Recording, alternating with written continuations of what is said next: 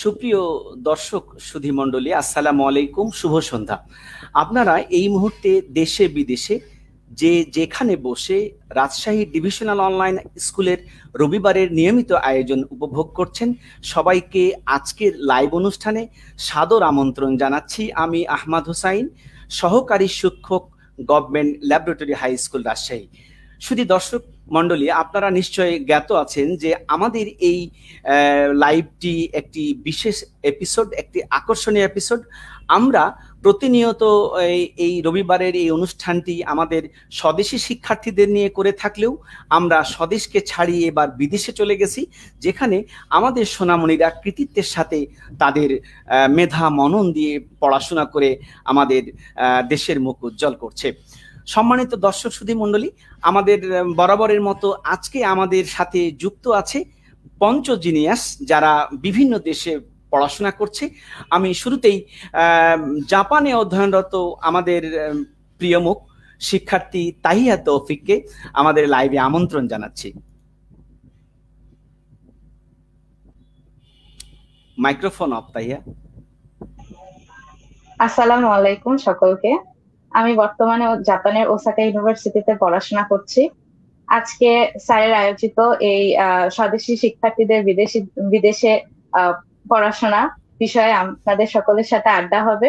সকলে আমাদের সাথে থাকুন। ধন্যবাদ তাহিয়াকে। এইবার আমি জিয়াংজিয়ান চীনে অধ্যয়নরত আমাদের আরেক মেডিকেলের কৃতি শিক্ষার্থী মনীষা রয়কে আমাদের লাইভে আমন্ত্রণ জানাচ্ছি। ধন্যবাদ স্যারকে। আসসালামু আলাইকুম সবাইকে। আমি মনীষা রায়, চীনে পড়াশোনা করছি শিখাজা ইউনিভার্সিটিতে, মেডিকেল ইউনিভার্সিটিতে। ধন্যবাদ মনীষাকে। এবার আমরা আমাদের স্লটে আমন্ত্রণ জানাচ্ছি মালয়েশিয়া অধ্যয়নরত শ্রাবণীকে।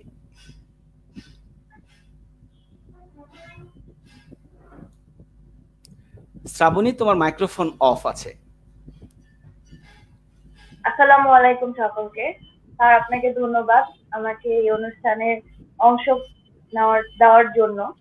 আর আমাদের আমি বলবো না তেমন একটা কিছু। আমি আসলে মালয়েশিয়া পড়াশোনা শেষ করে গত ফেব্রুয়ারিতে এসে পড়েছি। এখন আমি জব করছি বাংলাদেশেই। আর আমার নেক্সট স্টেপ হচ্ছে মাস্টার, হয়তো বা সামনের বছর আবার মাস্টার্সের জন্য চলে যাবো। ধন্যবাদ শ্রাবণীকে। এবার আমরা আমন্ত্রণ জানাচ্ছি কোরিয়া থেকে আমাদের তাসবিরাহা অথৈকে। আসসালামু আলাইকুম সবাইকে। আমি সাউথ কোরিয়া থেকে তাসবিরাহা অথৈ বলছি, এখানে পড়াশোনা করছি। স্যারকে ধন্যবাদ আমাকে লাইভে নিমন্ত্রণ করার জন্য। আজকে সাথেই থাকছি, কথা হবে। আমাদের শেষ অতিথি, আমাদের সবচেয়ে আজকের লাইভের ক্ষুদে অতিথি কেয়াদের সাথী, সে আসাম, ইন্ডিয়া থেকে যুক্ত হচ্ছে।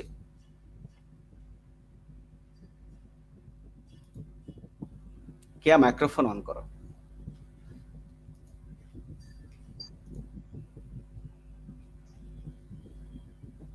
কেয়া, তোমার মাইক্রোফোনটা অন করো মা।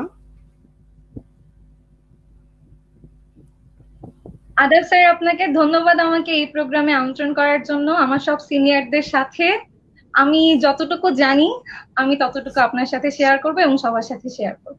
ধন্যবাদ। হ্যাঁ, ধন্যবাদ সবাইকে। আমরা প্রথমে ধন্যবাদ দিতে চাই রাজশাহী ডিভিশনাল অনলাইন স্কুল কর্তৃপক্ষকে, যে আমাদের চমৎকার একটি আয়োজনের সুযোগ করে দিয়েছে। আমরা আজকে রীতিমতো জমিয়ে আমাদের আড্ডা হবে। আমরা এই আমাদের আড্ডা, লাইভ আড্ডা থেকে অনেক কিছু শিখব।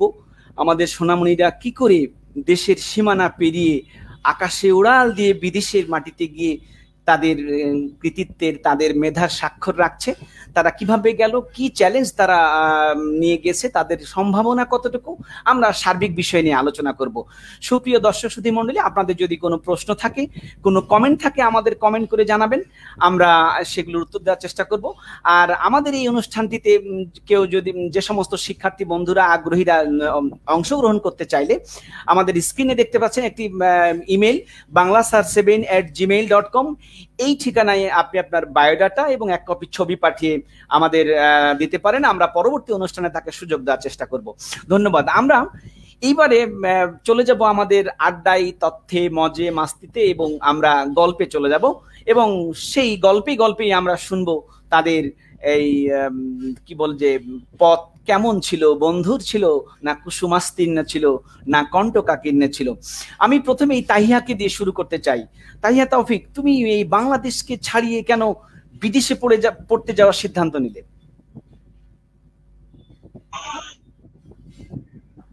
ধন্যবাদ স্যার। আসলে খুব যদি সংক্ষেপে বলি তাহলে আমি কয়েকটা কারণ বলবো। এক হচ্ছে আমার খুব কৌতূহল ছিল যে বাইরে পরিবেশ কেমন, পড়াশোনাটা কেমন হয়। দুই হচ্ছে আমার কাছে মনে হয়েছে আমি দেশে পড়াশোনা করে তারপরে প্রতিষ্ঠিত হওয়ার জন্য আমার যে পরিমাণ স্ট্রাগল করতে হবে, আমি যদি এই সময় কিছু স্ট্রাগল করতে পারি তাহলে হয়তো পরবর্তীতে আমার ধাপটা অনেক সহজ হয়ে যাবে। আর আরেকটা জিনিস হচ্ছে আত্মনির্ভরশীলতা আমার কাছে মনে হয়েছে যেটা আমি অর্জন করতে পারবো। আরেকটা হচ্ছে আমার বাবার ইচ্ছা, তিনি সবসময় চাইতেন আমি পড়াশোনা করি দেশের গণ্ডি ছেড়িয়ে বাইরে। হ্যাঁ, ধন্যবাদ তাহিয়াকে। আমরা এবার মনীষার কাছে জানতে চাইবো। আমরা জানি যে শুনেছি মনীষা চীনের জিয়াং এক মেডিকেল কলেজে সে পড়াশোনা করছে। মনিকা, তোমার বাইরে যাওয়ার ইচ্ছা হলো কেন? আমার আসলে হঠাৎ করে প্ল্যানটা করা হয়েছে যখন সরকারি মেডিকেলে আমার চান্স হলো না, একটু মন খারাপ ছিল। তো বাবা তখন আমাকে বললো যে বেসরকারিতে পড়বা তো একটু বাইরে ট্রাই করে দেখো। আমি তখন বললাম আচ্ছা ঠিক আছে, কখনো বাইরে আমার যাওয়া হয়নি, তখনই সেবার আমার প্রথম বিদেশ ভ্রমণ। তো এক্সাইটমেন্ট কাজ করছিল, তো আমি রাজি হয়ে গেলাম, মানে হঠাৎ করে এরকম আমার যাত্রা বাইরে। ধন্যবাদ মনীষাকে। এবার আমি সাথী কেয়াদের কাছে যাব। কেয়া, তোমার কেন ইচ্ছে হয়েছে?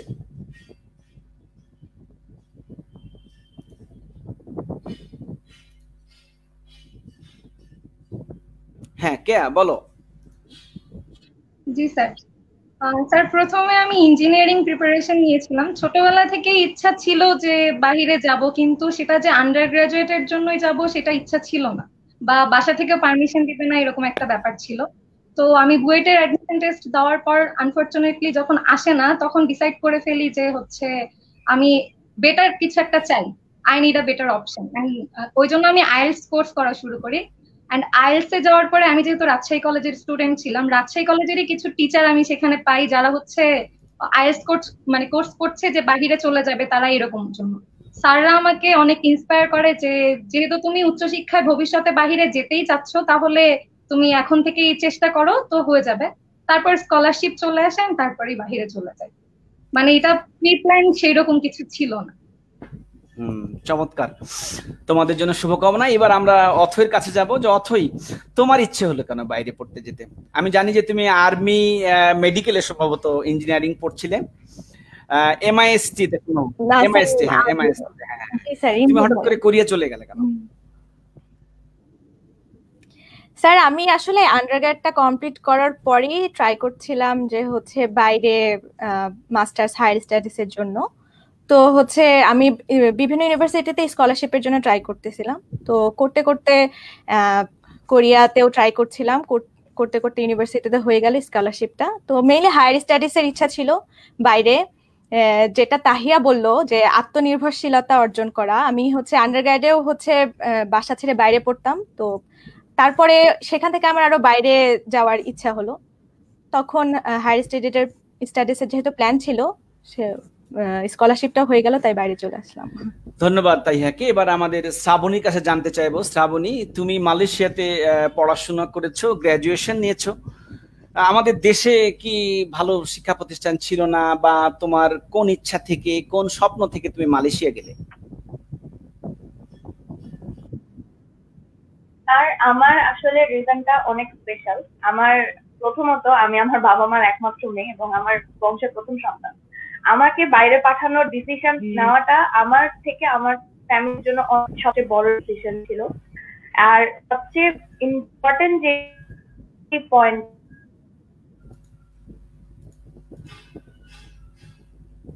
পায়ে নিজে দাঁড়াই, আমাকে যেন কারো উপর নির্ভরশীল না হতে হয়, আমাকে যেন কখনো নিজের জন্য কারো কাছে হাত পাততে না হয়, যেন আমি সব দিক দিয়ে সার্বিকভাবে নিজেকে গড়ে তুলতে পারি। আমার আব্বুর মেন ইচ্ছাটা এটা ছিল না, আমার আম্মুরও, যে আমি শুধুমাত্র একটা ডিগ্রি অর্জন করে নিয়ে আসবো যেটা হবে বিদেশি ডিগ্রি, এটা না, আমি যেন পুরোপুরি স্কোয়ার ভাবে গড়ে উঠতে পারি। এই রিজনেই আমাকে মালয়েশিয়ায় পাঠানো, কারণ মালয়েশিয়া হচ্ছে বাংলাদেশের একদম কাছে, মাত্র 4টা ঘন্টা লাগে আসতে। তো আমিও যে কোনো সময় যেতে পারবো, তারাও যে কোনো সময় আসতে পারবে, যেখানে আমার অনেক ভালো ভালো ইউনিভার্সিটি থেকে স্কলারশিপের অপশন ছিল। জাপান থেকে ছিল, ইউনাইটেড কিংডম থেকে ছিল, অস্ট্রেলিয়া থেকে ছিল, কিন্তু এরকম ভালো ভালো অপরচুনিটি ছেড়ে আমি শেষ পর্যন্ত মালয়েশিয়াতে প্রাইভেট ইউনিভার্সিটি থেকে পড়ে আসছি। তো আমার ধন্যবাদ শ্রাবণীকে। আমি আবারও একটু তাহিয়ার কাছে যেতে চাই, যে তাহিয়া, আমি যতদূর জানি যে তুমি শহীদ জিয়াউর রহমান মেডিকেল কলেজে বগুড়ায় একজন কৃতি ছাত্রী ছিলে, এবং তোমার এই মেডিকেল কলেজে অধ্যয়নরত কৃতিত্ব রয়েছে, এবং তুমি খুবই কৃতিত্বের সাক্ষ্য রেখেছিলে। তো তুমি যে এই যে জাপান পাড়ি দেওয়ার যে তোমার ইচ্ছে হলো, তুমি যে জাপানে চলে গেলে, তোমার বিদেশে যাওয়ার শুরুটা কেমন ছিল? সাধারণত আমাদের দেশের মেয়েরা একটু লাজুক টাইপের, এরা একটু কম সংগ্রামী, এরা মানে আমরা ভাবতে পারি না বাংলাদেশের প্রেক্ষাপটে একটা মেয়ে একাকি গিয়ে বিদেশে যে পড়বে, এটা চিন্তাই করতে পারি না। তো তুমি যে জাপানে পাড়ি দাও যখন, তখন তোমার শুরুটা কেমন ছিল? ধন্যবাদ স্যার। এটা ঠিক যে আমি মেডিকেল কলেজে পড়তাম, বাসার খুবই কাছে। আমি প্রতি সপ্তাহেই বাসায় যাতায়াত করতাম, আমার বাসার প্রতি এতই টান ছিল। কিন্তু ওই যে বললাম, কয়েকটা কারণ ছিল যার কারণে আমি যেতে চাইছি। আর মেডিকেলে পড়ার জন্য একটা জিনিস হয়েছে কি, আমার আশেপাশে অনেক মানুষ আমাকে বলেছে যে তুমি মেডিকেল ছেড়ে কেন যাবা। সো এই ডিসিশনটা যখন তারা সবাই আমাকে বলেছে যে তোমরা মেডিকেল ছেড়ে কেন যাবা, আমি যদি হিসাব করি তাহলে দেখা যাবে আমাকে 80% মানুষই বলেছে তুমি মেডিকেল শেষ করে যাও। তো এইটা আমার ওপর এক ধরনের মানসিক চাপ এনেছিল শুরুতে। কিন্তু আমি যখন এয়ারপোর্টে যাই, আমার স্কলারশিপ হয়ে যাওয়ার পর যখন আমি যাই, তখন আমার বাবা একটা কথা আমাকে বলেছিল যে আজকে তো আমার কান্নার কিছু নাই, আজকে আমি হাসবো, কারণ আমার বাবাও এখানে পিএইচডি করেছে। তো বাবা জানে জাপানের পরিস্থিতি কেমন, জাপানের নিরাপত্তা কেমন, শিক্ষার মান কেমন।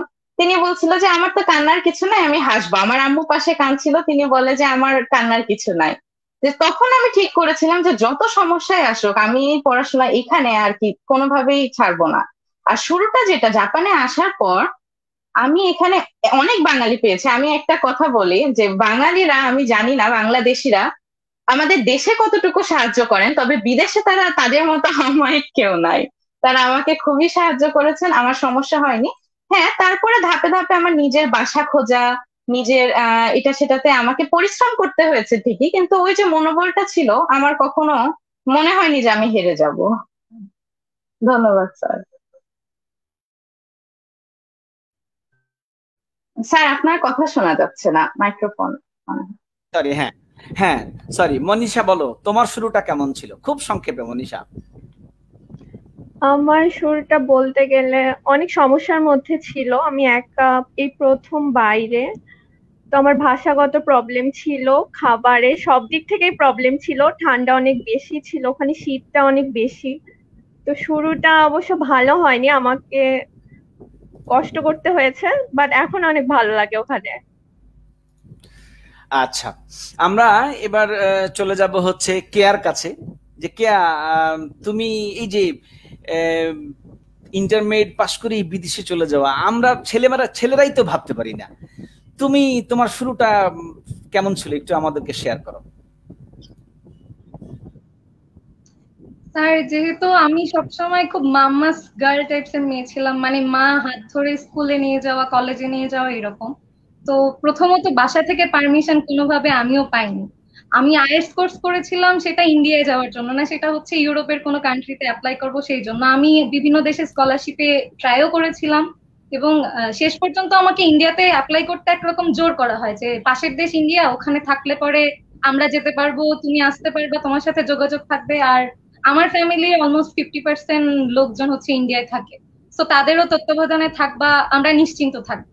তো তারপরে স্কলারশিপে ইন্ডিয়াতেও অ্যাপ্লাই করা। যখন ইন্ডিয়ার স্কলারশিপটা চলে আসলো, বাবা মা জাস্ট একটা কথাই বলে দিল যে হয় বাংলাদেশে পড়াশোনা করো না হলে ইন্ডিয়াতে পড়াশোনা করো, কারণ তুমি এখন অনেক ছোট, বাহিরে যে তুমি সবার সাথে এখনো ওইভাবে থাকতে পারবে বা কিছু, এখনো আমরা তোমার উপর অত ভরসা করি না। তো তুমি আগে ইন্ডিয়ায় যাও, যেহেতু তোমার স্বপ্ন বাহিরে পড়তে যাবে, ইন্ডিয়ায় যে আগে নিজেকে মানিয়ে নাও, আমাদেরকে দেখাও যে তুমি পারো, তারপরে আমরা ভবিষ্যতে তোমাকে বাহিরে ছাড়বো।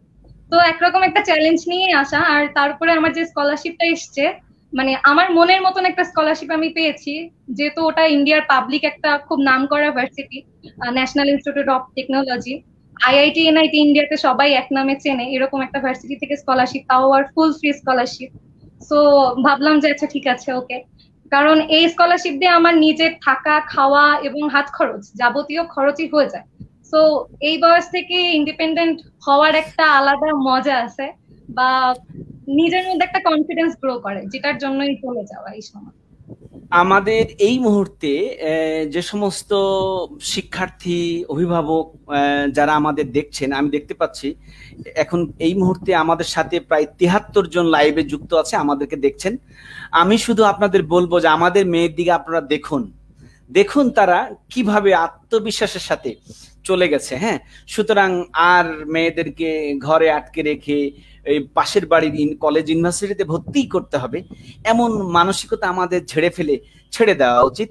তারা মুক্ত বিহঙ্গের মতো ডানা মেলে যেখানে খুশি সেখানে উড়ে যাবে, যেখানে খুশি সেখানে পড়াশোনা করবে, যেখানে খুশি সেখানে তারা তাদের ক্যারিয়ার গড়বে। সুতরাং আমি আপনাদের সেই আমন্ত্রণে জানাবো, আপনারা আমাদের বাচ্চাদের কাছ থেকে প্রেরণা নেবেন, উৎসাহ নেবেন, সাহস নেবেন। এবার আমি চলে যাব আমাদের অথয়ের কাছে। অথয়, তোমার শুরুটা কেমন ছিল? শুরুটা বলতে স্যার, এখানে আসার সময় যে অ্যাপ্লিকেশন প্রসেসটা সেটা অনেক লেন্দি ছিল, অনেক ডকুমেন্ট প্রিপারেশন করতে হয়। তারপরে আসার পর যেটা হয়েছে সেটা হচ্ছে এখানে সবকিছুই নতুন ছিল আমার কাছে। যেটা হচ্ছে এখানে যে ট্রান্সপোর্টেশনটা সেটাও হচ্ছে এরা সাবওয়ে ইউজ করে, এবং সাবওয়েটাও খুব টেকনোলজি নির্ভর। তো আমি যেহেতু সিএসসি স্টুডেন্ট, আমার কাছে অতটা কষ্ট হয়নি, কিন্তু এখানের জীবনযাত্রা, তারপরে এখানে চলাফেরা সবকিছু অন্যরকম ছিল। তো অ্যাডজাস্ট করতে প্রথম একটু আমার সমস্যা বলবো না, একটু সময় লেগেছে, কিন্তু এখানে অনেক বাঙালি আছে, তো তারা অনেক সহযোগিতা করেছে। তাদের সহযোগিতায়, তারপরে আশেপাশের পরিবেশের কারণে সবকিছুর জন্য আমি উতরে উঠতে পেরেছি, আর এখন ভালো লাগে এখানে। গুড, ধন্যবাদ। আমরা এবার চলে যাব হচ্ছে আমাদের শ্রাবণীর কাছে। যে শ্রাবণী, তোমার শুরুটা কেমন ছিল? শুরুটা সবারই হয়তো একটু কম বেশি খারাপই গেছে, যারা যারা আমার মনে হয় যে প্রত্যেকের শুরুটাই চ্যালেঞ্জিং। আমরা শুধু চ্যালেঞ্জিংটা শুনতে যাচ্ছি। এখন আমাকে প্রথমত আব্বু আম্মু টেস্ট করতে চেয়েছিল যে আমি আসলেই থাকতে পারবো কিনা, একে শুধু শুধু জেদ করে এসে পড়েছি এরকম কিছু। তো আমাকে আব্বু আম্মু রাখতে গেছিল, 7 দিন আমার সাথে ছিল, আমাকে ছেড়ে দিত এখান থেকে ওখানে যাও, একা একা ঘুরো ফিরো। তারপরে আমার নিজের বাসা আমি নিজে ঠিক করেছি, নিজে সবকিছু নিয়ে গিয়ে ওখানে মুভিং করেছি। আব্বু শুধু দেখতে গেছে যে আমি আসলে পারলাম কিনা। তো এরকম ছিল। আমাকে আব্বু আম্মু রেখে আসার পরের 1 মাস ছিল আমার জন্য মানে আমার লাইফের সবচেয়ে খারাপ 1 মাস হয়তো বা। কিছু করতে পারতাম না।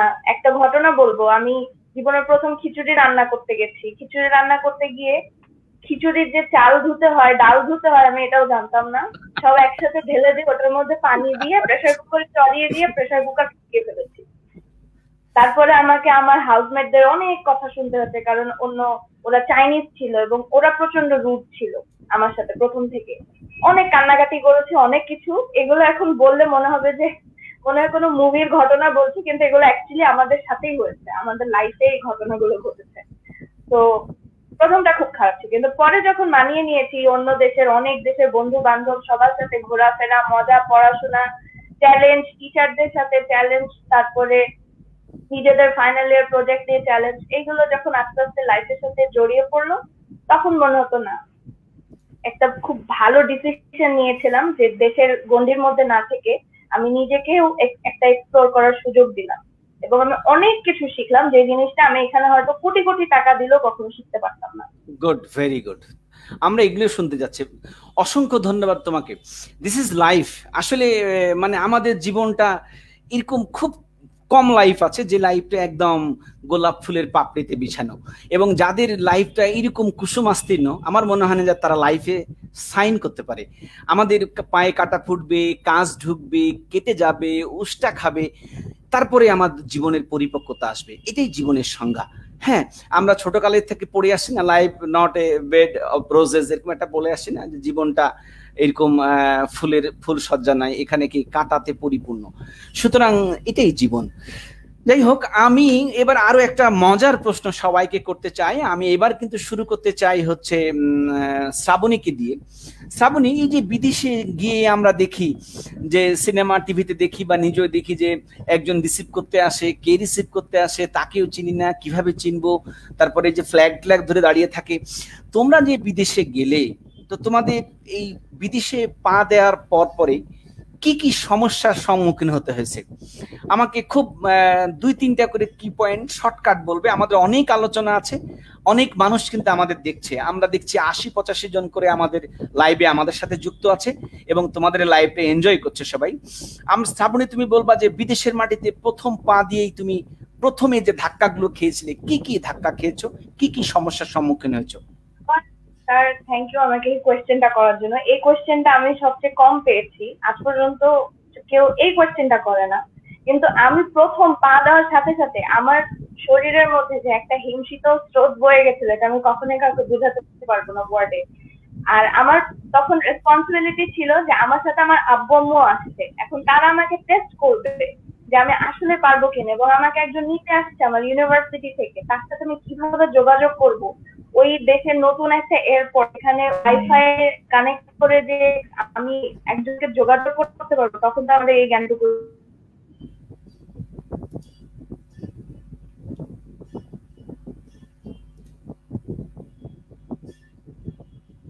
সম্ভবত আমাদের হয়ে যায়, মানে সবই কোইন্সিডেন্ট, মুভির মতো। তো এই জিনিসটা অনেক ডিফারেন্ট। পা দেওয়ার পর তুমি কিভাবে নিজেকে অ্যাকচুয়ালি জায়গা মতো নিয়ে যাবে, ওই স্ট্রাগলটা এয়ারপোর্ট থেকেই শুরু হয়। অনেকে লাগেজ হারিয়ে যায়, আমার সাথে একবার এরকম হয়েছিল, আসার পথে আমার লাগেজ হারিয়ে গিয়েছিল। এরকম অনেক ঘটনা ঘটে, এগুলো কেউ হয়তো মানে স্বপ্নেও চিন্তা করবে না। তো সবকিছুর জন্য সবসময় রেডি থাকতে হবে যে আমার সাথে যদি এখন এই জিনিসটা হয় আমি কি করব, এটা চিন্তা করে আমি যদি হা হুতাশ করতে থাকি তাহলে জীবনে কখনোই কিছু করা সম্ভব না। Good, right. অর্থাৎ মনোবল, সবসময় মনোবলটা স্ট্রেংথ রাখতে হবে, স্ট্রং রাখতে হবে, যে না, আমার যা কিছু হোক আমি আই ক্যান হ্যান্ডেল বা আই ক্যান ক্যাপাবল। এইরকম যদি মানসিকতা থাকে তাহলে সে হবে না। লাগেজ হারিয়ে যেতেই পারে। প্রত্যেকটা এয়ারপোর্টে কিন্তু লস্ট অ্যান্ড ফাউন্ড ডিপার্টমেন্ট আছে, ওখানে গিয়ে কমপ্লেন করলে কিন্তু এটা পাওয়া যায়।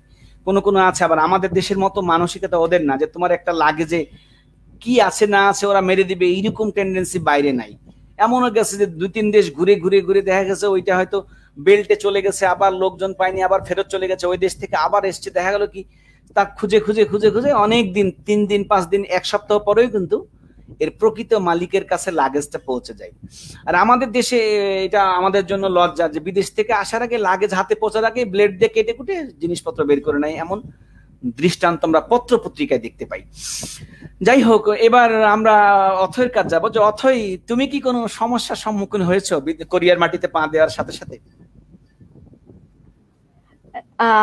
সমস্যার সম্মুখীন বলতে সবচেয়ে বড় এখানে যে সমস্যাটা ছিল সেখানে এটা হচ্ছে এখানকার ভাষা, যেটা হচ্ছে এখানে সব সাইনবোর্ড থেকে শুরু করে সবকিছু কোরিয়ান ভাষায়। তো আমার যেটা হয়েছে সেটা হচ্ছে আমার যিনি সুপারভাইজার ছিলেন তিনি আমাকে আসার আগে বলেছিলেন যে তুমি একটু কোরিয়ানটা চর্চা করো। তো আমি যেটা করেছিলাম যে ওনার কথার জন্যই মূলত আমি একটু যাতে আমি রিডিংটা পড়তে পারি অ্যাটলিস্ট, এটা আমি হচ্ছে আয়ত্ত করে গিয়েছিলাম। তো আমি খুব ভাঙা পড়তে পারতাম, কিন্তু ভাষাটার জন্য আমার একটু সমস্যাই হয়েছে। যে কোনো জায়গায় চলতে গেলে, তারপরে বাসে উঠতে গেলে কোথায় যাবে বা কোথায় নামবো, কোথায় যেতে পারবো না পারবো, এটা নিয়ে আমার সমস্যা হয়েছে ভাষার কারণেই।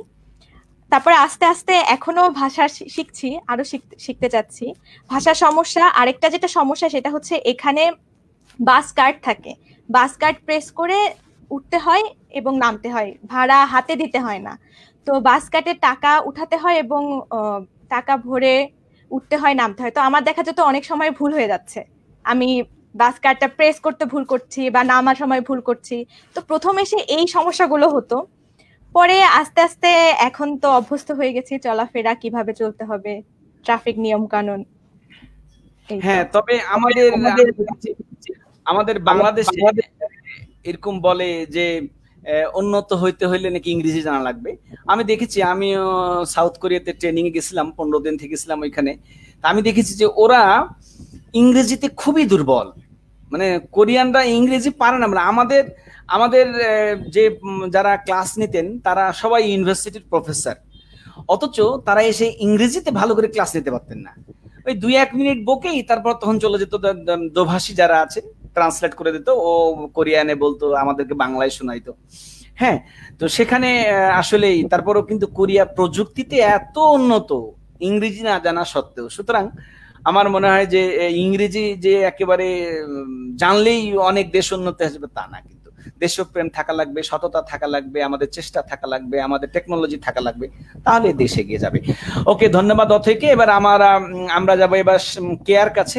কেয়া, তোমার তো ইন্ডিয়া খুব নেইবার কান্ট্রি, এখানে হিন্দি দেখে দেখে সব তোমরা একদম পেকে যাওয়ার কথা, এখানে তোমার খুব একটা ল্যাঙ্গুয়েজ প্রবলেম হওয়ার কথা না। তারপরেও তুমি কি ইন্ডিয়াতে গিয়ে কোনো সমস্যার সম্মুখীন হয়েছে কিনা, খুব সংক্ষেপে কেয়া।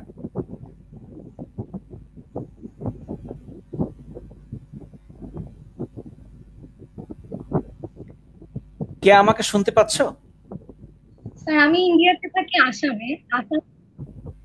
আসামে নর্মালি অসমিয়া ল্যাঙ্গুয়েজটা চলে, মানে ওরা আসামিজ ল্যাঙ্গুয়েজে কথা বলে।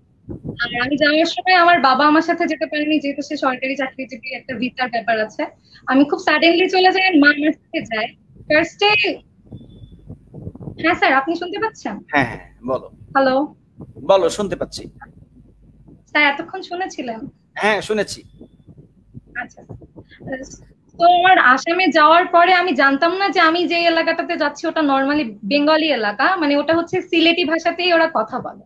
ওই জন্য যাওয়ার সময় লোকাল মানুষ যারা, তাদের সাথে প্রবলেম হয় না, কিন্তু আমার প্রবলেমটা হচ্ছে মেইনলি ভার্সিটিতে যাওয়ার পরে। আমার রুমমেট দুইজনই হচ্ছে সাউথ ইন্ডিয়ান, মানে তেলেগু। ওরা দুইজন তেলেগু ভাষায় কথা বলে, এন্ড যেহেতু দুইজনই তেলেগু, সো ওরা সবসময় কমিউনিকেট করে দুইজন দুইজনের সাথে তেলেগু ভাষায়।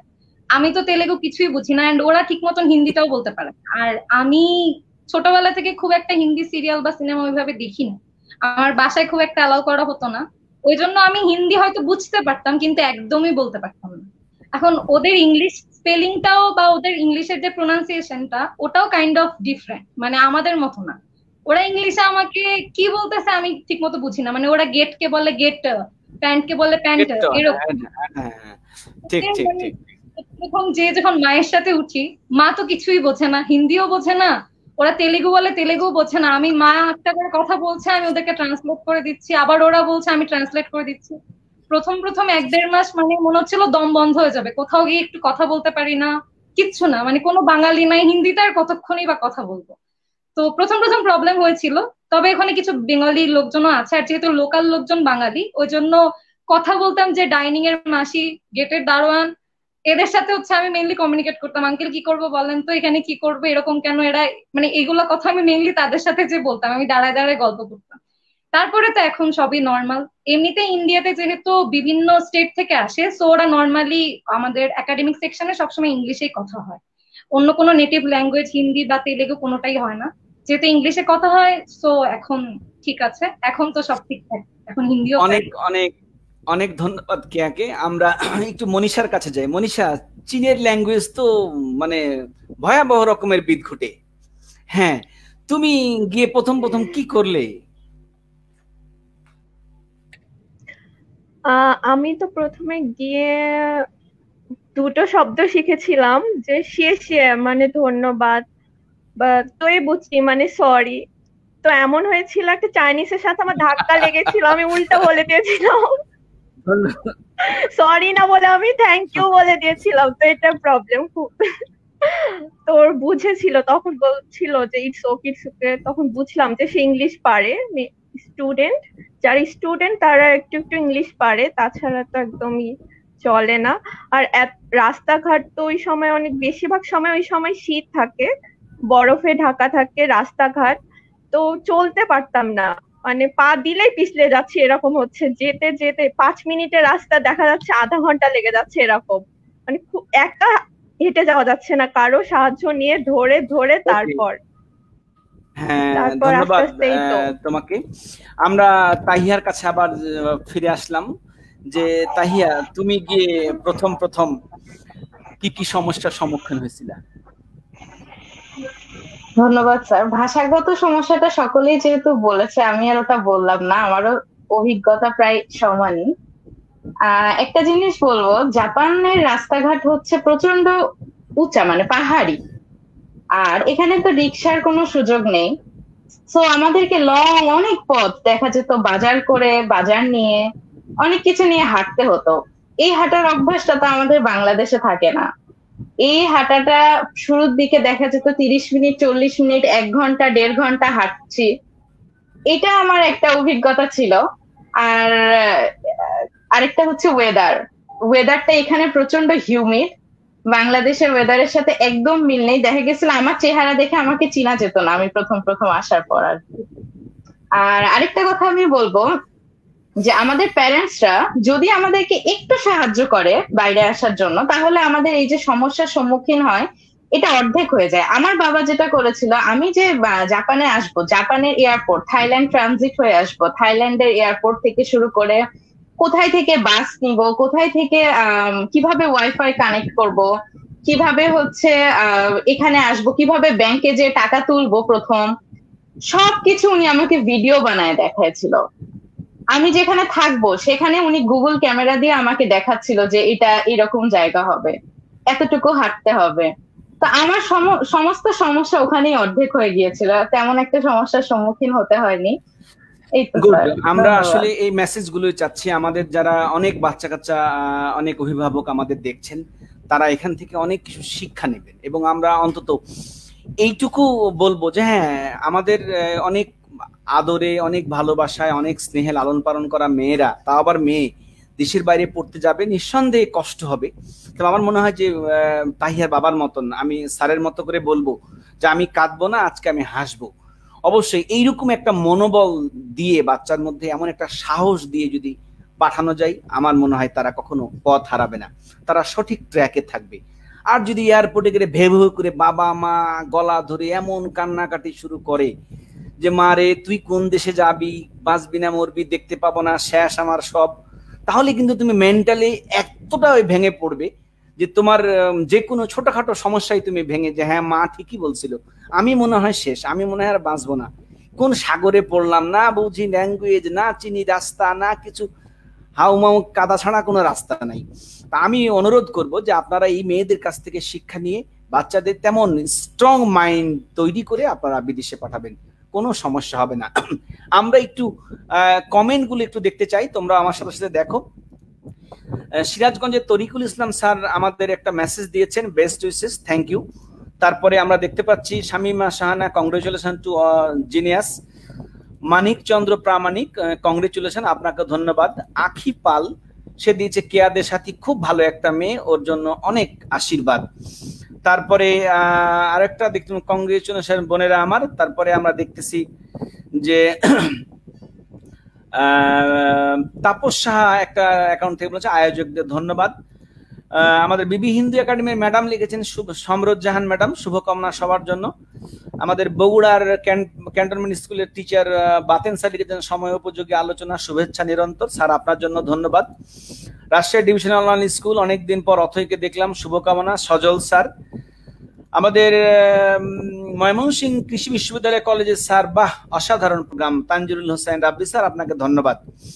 শাহানার দিলরুব একটা অ্যাকাউন্ট থেকে লিখেছেন আমাদের মেয়েদের দেশের জন্য অনেক সুনাম বয়ে আনবে, এই দোয়া করি, আপনার জন্য অনেক ধন্যবাদ।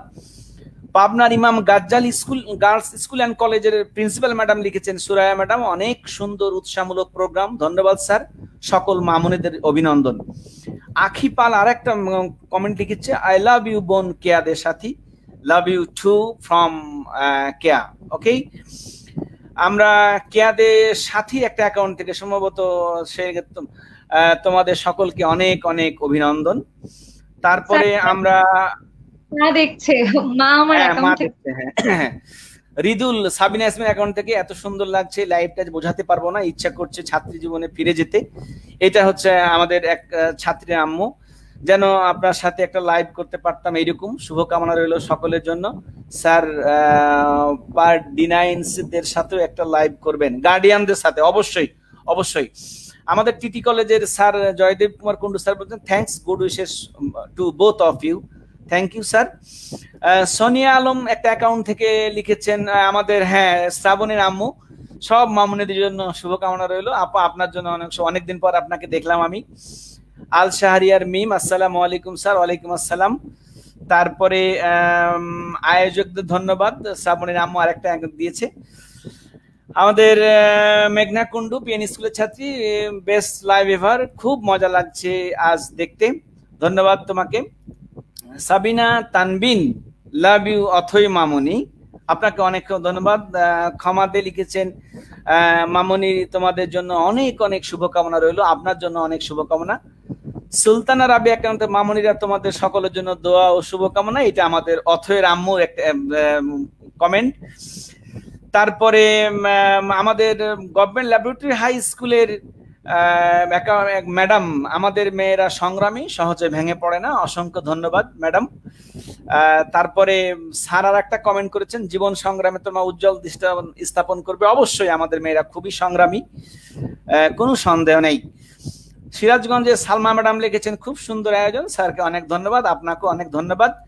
সালমা ম্যাডাম আরেকটা লিখেছেন তোমরা জয়িতা, অবশ্যই আমার মেয়েরা জয়িতা, হ্যাঁ অভিনন্দন। আঞ্জু ম্যাডাম নামে একজন আমাদের দিয়েছেন। সালমা ম্যাডামের আরেকটি কমেন্ট, তোমাদের জন্য অনেক শুভকামনা। তারপরে আমরা আরেকটু নিব, শিমুল মেমোরিয়াল এক ছাত্র নিউডিডি গভর্নমেন্ট কলেজে ভর্তি সালমান ফার্সি, ধন্যবাদ আহমদ হোসেন স্যার, আপনার এই শুভ ভাবনায় প্রয়াস এইভাবে দেশে গণ্ডি ছাড়িয়ে বহির্বিশ্বে ছড়িয়ে পড়ুক, শুভকামনা সকল প্রবাসী আপুদের জন্য। নেত্রকোনা থেকে আমাদের শিউলি চক্রবর্তী এক ম্যাডাম, অভিনন্দন আমাদের সোনার বাংলার মেয়েদের, ম্যাডাম আপনার জন্য অনেক অনেক ধন্যবাদ। তারপরে আমরা দেখতে পাচ্ছি অসংখ্য মেসেজ আসছে। আমরা এরপরে আমরা দেখছি দিনাজপুর থেকে এক ম্যাডাম, শুভকামনা সবার জন্য, রোমানা ফেরদৌস ম্যাডাম। তারপরে নাসিমা গুলশান, তোমরা প্রত্যেকে এক একটি উজ্জ্বল নক্ষত্র, এগিয়ে যাও, অভিনন্দন, আপনাদের দোয়ায় ওরা সামনে এগিয়ে যাবে নিঃসন্দেহে। তাপত্তি বসু তুমি লিখেছেন দিদি ভাই তোমার জন্য খুব শুভকামনা, আমি জানি না এটা কার দিদি ভাই। সাবিনা ইয়াসমিনের অ্যাকাউন্ট থেকে আপা লিখেছেন আবার থ্যাংক ইউ স্যার, অনেক অনেক ধন্যবাদ। ফারজানা ফেরদৌসি অ্যাকাউন্ট থেকে অথই খুব ভালো লাগলো, হ্যাঁ। তারপরে সুরায়া সুলতানা ম্যাডাম পাবনার ইমাম গাজ্জালি প্রিন্সিপাল ম্যাডাম, অনেক সাহস পাচ্ছি স্যার, সত্যি ওরা আমাদের দেশের সূর্য, এগিয়ে যাও তোমরা বহুদূর। অবশ্যই ম্যাডাম, ওরা অনেক দূর এগিয়ে যাবে। তাসলিমা ম্যাডাম একজন শিক্ষিকা, উনি লিখেছেন বেস্ট অফ লাক। তারপরে নাসিমা গুলশান অ্যাকাউন্ট থেকে অথৈ সহ মামুনিদের শুভকামনা। লুৎফার রাজিন উনি লিখেছেন বেস্ট অফ লাক টেইলরিয়ান আপু, এটা সম্ভবত আমাদের এই যে আমাদের শ্রাবণীকে উল্লেখ করে ওনার ইউনিভার্সিটির নাম এইটা, টেইলর ইউনিভার্সিটি। আমাদের আরেক স্যার উনি মেজবাউল হক রানা স্যার লিখেছে ওয়ান্ডারফুল কনভারসেশন, সবার জন্য শুভকামনা। আমরা পরবর্তীতে আবারও আসবো আপনাদের এই কমেন্ট পড়তে। আমি দর্শক সুধী মণ্ডলী, আপনারা যারা আমাদের রাজশাহী ডিভিশনাল অনলাইন স্কুলে রবিবারের আয়োজনে অংশগ্রহণ করতে চান, আপনারা স্ক্রিনে প্রদর্শিত একটি ইমেল লক্ষ্য করছেন, banglasar7@gmail.com, এই ঠিকানায় আপনি আপনার বায়োডাটা ও এক কপি ছবি পাঠিয়ে দিন, আমরা আপনাকে নক করব, আগামী অনুষ্ঠানের সুযোগ দেওয়ার চেষ্টা করব। সম্মানিত দর্শক সুধী মণ্ডলী, আপনারা জানেন যে আজকে আমাদের এটি একটি বিশেষ আকর্ষণীয় একটি এপিসোড। এই এপিসোডে আমাদের জাপান থেকে যুক্ত আছে তাহিয়া তৌফিক, চায়না থেকে যুক্ত আছে মনীষা রয়, মালয়েশিয়া থেকে শ্রাবণী, ইন্ডিয়া থেকে কেয়াদে সাথী এবং কোরিয়া থেকে তাসবিরাহা অথই। আমরা এবার তাহিয়াকে দিয়ে শুরু করব। আমি তাহিয়াকে প্রথম যে প্রশ্নটি করতে চাই যে তাহিয়া, জাপানের এবং বাংলাদেশের যে শিক্ষার মানে কোথায় পার্থক্য, খুবই অল্প কথায় আমাকে বলবে পার্থক্যটা কোথায়? জি স্যার, ধন্যবাদ স্যার। পার্থক্যটা হচ্ছে একটা বই, পুঁথিগত, একটা হচ্ছে ডিগ্রি অর্জনের জন্য শিক্ষা, আর একটা হচ্ছে রিসার্চের কাজে লাগানোর জন্য, নিজের জন্য শিক্ষা আর কি। তো আমার কাছে যেটা মনে হয়েছে, আমি খুবই অল্প কথায় বলবো, আমরা যখন স্কুলে একটা উদাহরণ দিয়ে প্র্যাকটিক্যাল করেছি, ইভেন আমি যখন মেডিকেলেও প্র্যাকটিক্যাল করেছি, মাইক্রোস্কোপ দিয়ে একটা জিনিস দেখতাম, ধরেন মেডিকেল একটা সেল দেখছি এবং আমার দেখার সময় হচ্ছে 2 মিনিট বা 1 মিনিট, আমি দেখার পর সাথে সাথে আমি কি করব, ওটা আমার দেখা শেষ, এবার আমি বই মুখস্থ করব এবং সিনিয়র কারো একজনের খাতা দেখে বা বইয়ের কোন একটা পৃষ্ঠা দেখে আমি ওই সেলের ছবিটা আঁকবো প্র্যাকটিক্যাল খাতায়। কিন্তু আমার এখানে এখানে কি আমার সুবিধা হয়েছে, এখানে যদি আমার 200 জন ছাত্র থাকে তো 200টা মাইক্রোস্কোপের ব্যবস্থা আছে, আমি দেখবো এবং আঁকবো। এই জিনিসটা হচ্ছে, এই অভিজ্ঞতাটা আমি এখানে পেয়েছি যে আমি যেটা শিখছি সেটা যেন আমি কাজে লাগাতে পারি, এবং মিথ্যা কোনো শিক্ষা না, মানে আসলে যেটা হচ্ছে। এবং আরেকটা জিনিস হচ্ছে, এখানকার শিক্ষাটা অ্যাডভান্স, মানে আমাদের দেশে যেই সোর্স থেকে নেওয়া হয় বইপত্রগুলো, সেটা কিন্তু অনেক পুরাতন সোর্স, দেখা গেছে এখন চলছে 2020, ওখানে 2005, 10 এগুলোর তথ্য দেওয়া হয়।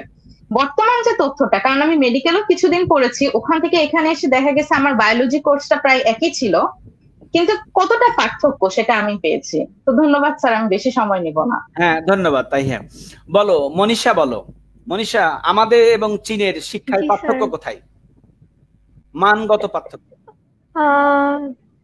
মানগত, বাট আমি শুনেছি মেডিকেলের ক্ষেত্রে সাউথ এশিয়ার মধ্যে ইন্ডিয়ার বাংলাদেশ বেস্ট। সো আমার মনে হয় ইঞ্জিনিয়ারিং এর জন্য চায়না বেস্ট, এখানে টেকনোলজি থেকে যেহেতু এরা অনেক এগিয়ে, সো এখানে চায়না আচ্ছা মানে আচ্ছা, এগিয়ে ধন্যবাদ। প্রযুক্তি দিক থেকে।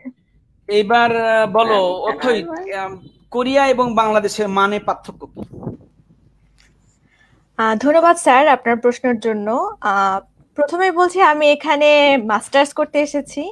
আমি আমার আন্ডারগ্র্যাড বাংলাদেশ থেকেই করে এসেছি, এবং আমি যেহেতু ইঞ্জিনিয়ারিং স্টুডেন্ট, আর আমাদের ইঞ্জিনিয়ারিং কারিকুলামটা সাধারণত ইন্টারন্যাশনাল যে সিলেবাস সেটার উপর বেস করেই করা হয়। তো আন্ডারগ্র্যাডেরটা আমি কম্পেয়ার করতে পারবো না, যেহেতু আমি এখানে আন্ডারগ্র্যাড করিনি। মাস্টার্স যেটা বলবো সেটা হচ্ছে, এখানে যেহেতু আমি রিসার্চ বেজে এসেছি, এখানে আমাদের যে রিসার্চ সরঞ্জামগুলো লাগে, আপনার যে কোনো, সেটা হাই কনফিগারেশনের হোক বা যে কোনো ধরনের হোক, যে কোনো মূল্যের হোক, এখানে রিসার্চের জন্য আলাদা একটা সরকার থেকে খরচ দিয়ে দেয়। এনআরএফ আছে, national research foundation of Korea. তো তো আমাদের ওইটার জন্য আলাদাভাবে বরাদ্দ থাকে। তো রিসার্চের যে জিনিসগুলো আমরা এখানে খুব সহজেই পাচ্ছি, তাই হচ্ছে আমাদের কোনো ধরনের যে কোনো সরঞ্জাম খুঁজে বের করার জন্য বা যে কোনো সরঞ্জাম কেনার জন্য আপনার ফাইন্যান্সিয়াল বলেন বা হচ্ছে নিজের যে কষ্ট বলেন, সেই কষ্টটা করতে হয় না, আমরা খুব সহজেই জিনিসগুলো হাতের কাছে পাই। তো সেক্ষেত্রে আমি বলবো সুবিধা আছে। এটাই আমি বলবো পার্থক্যটা, যেটা হচ্ছে এখানে রিসার্চের অপরচুনিটিটা অনেক বেশি, যেটা বাংলাদেশে এতটা অপরচুনিটি এখনো পর্যন্ত আমরা অনেক ধন্যবাদ। করে তার উঠতে মানে পারি। ওখানে রিসোর্স এবং ইনস্ট্রুমেন্ট বলো, সুযোগ সুবিধা বলো, সবকিছুই ওখানে রেডি থাকে, যেটা আমাদের বাংলাদেশে সহজে পাওয়া যায় না, তাই না?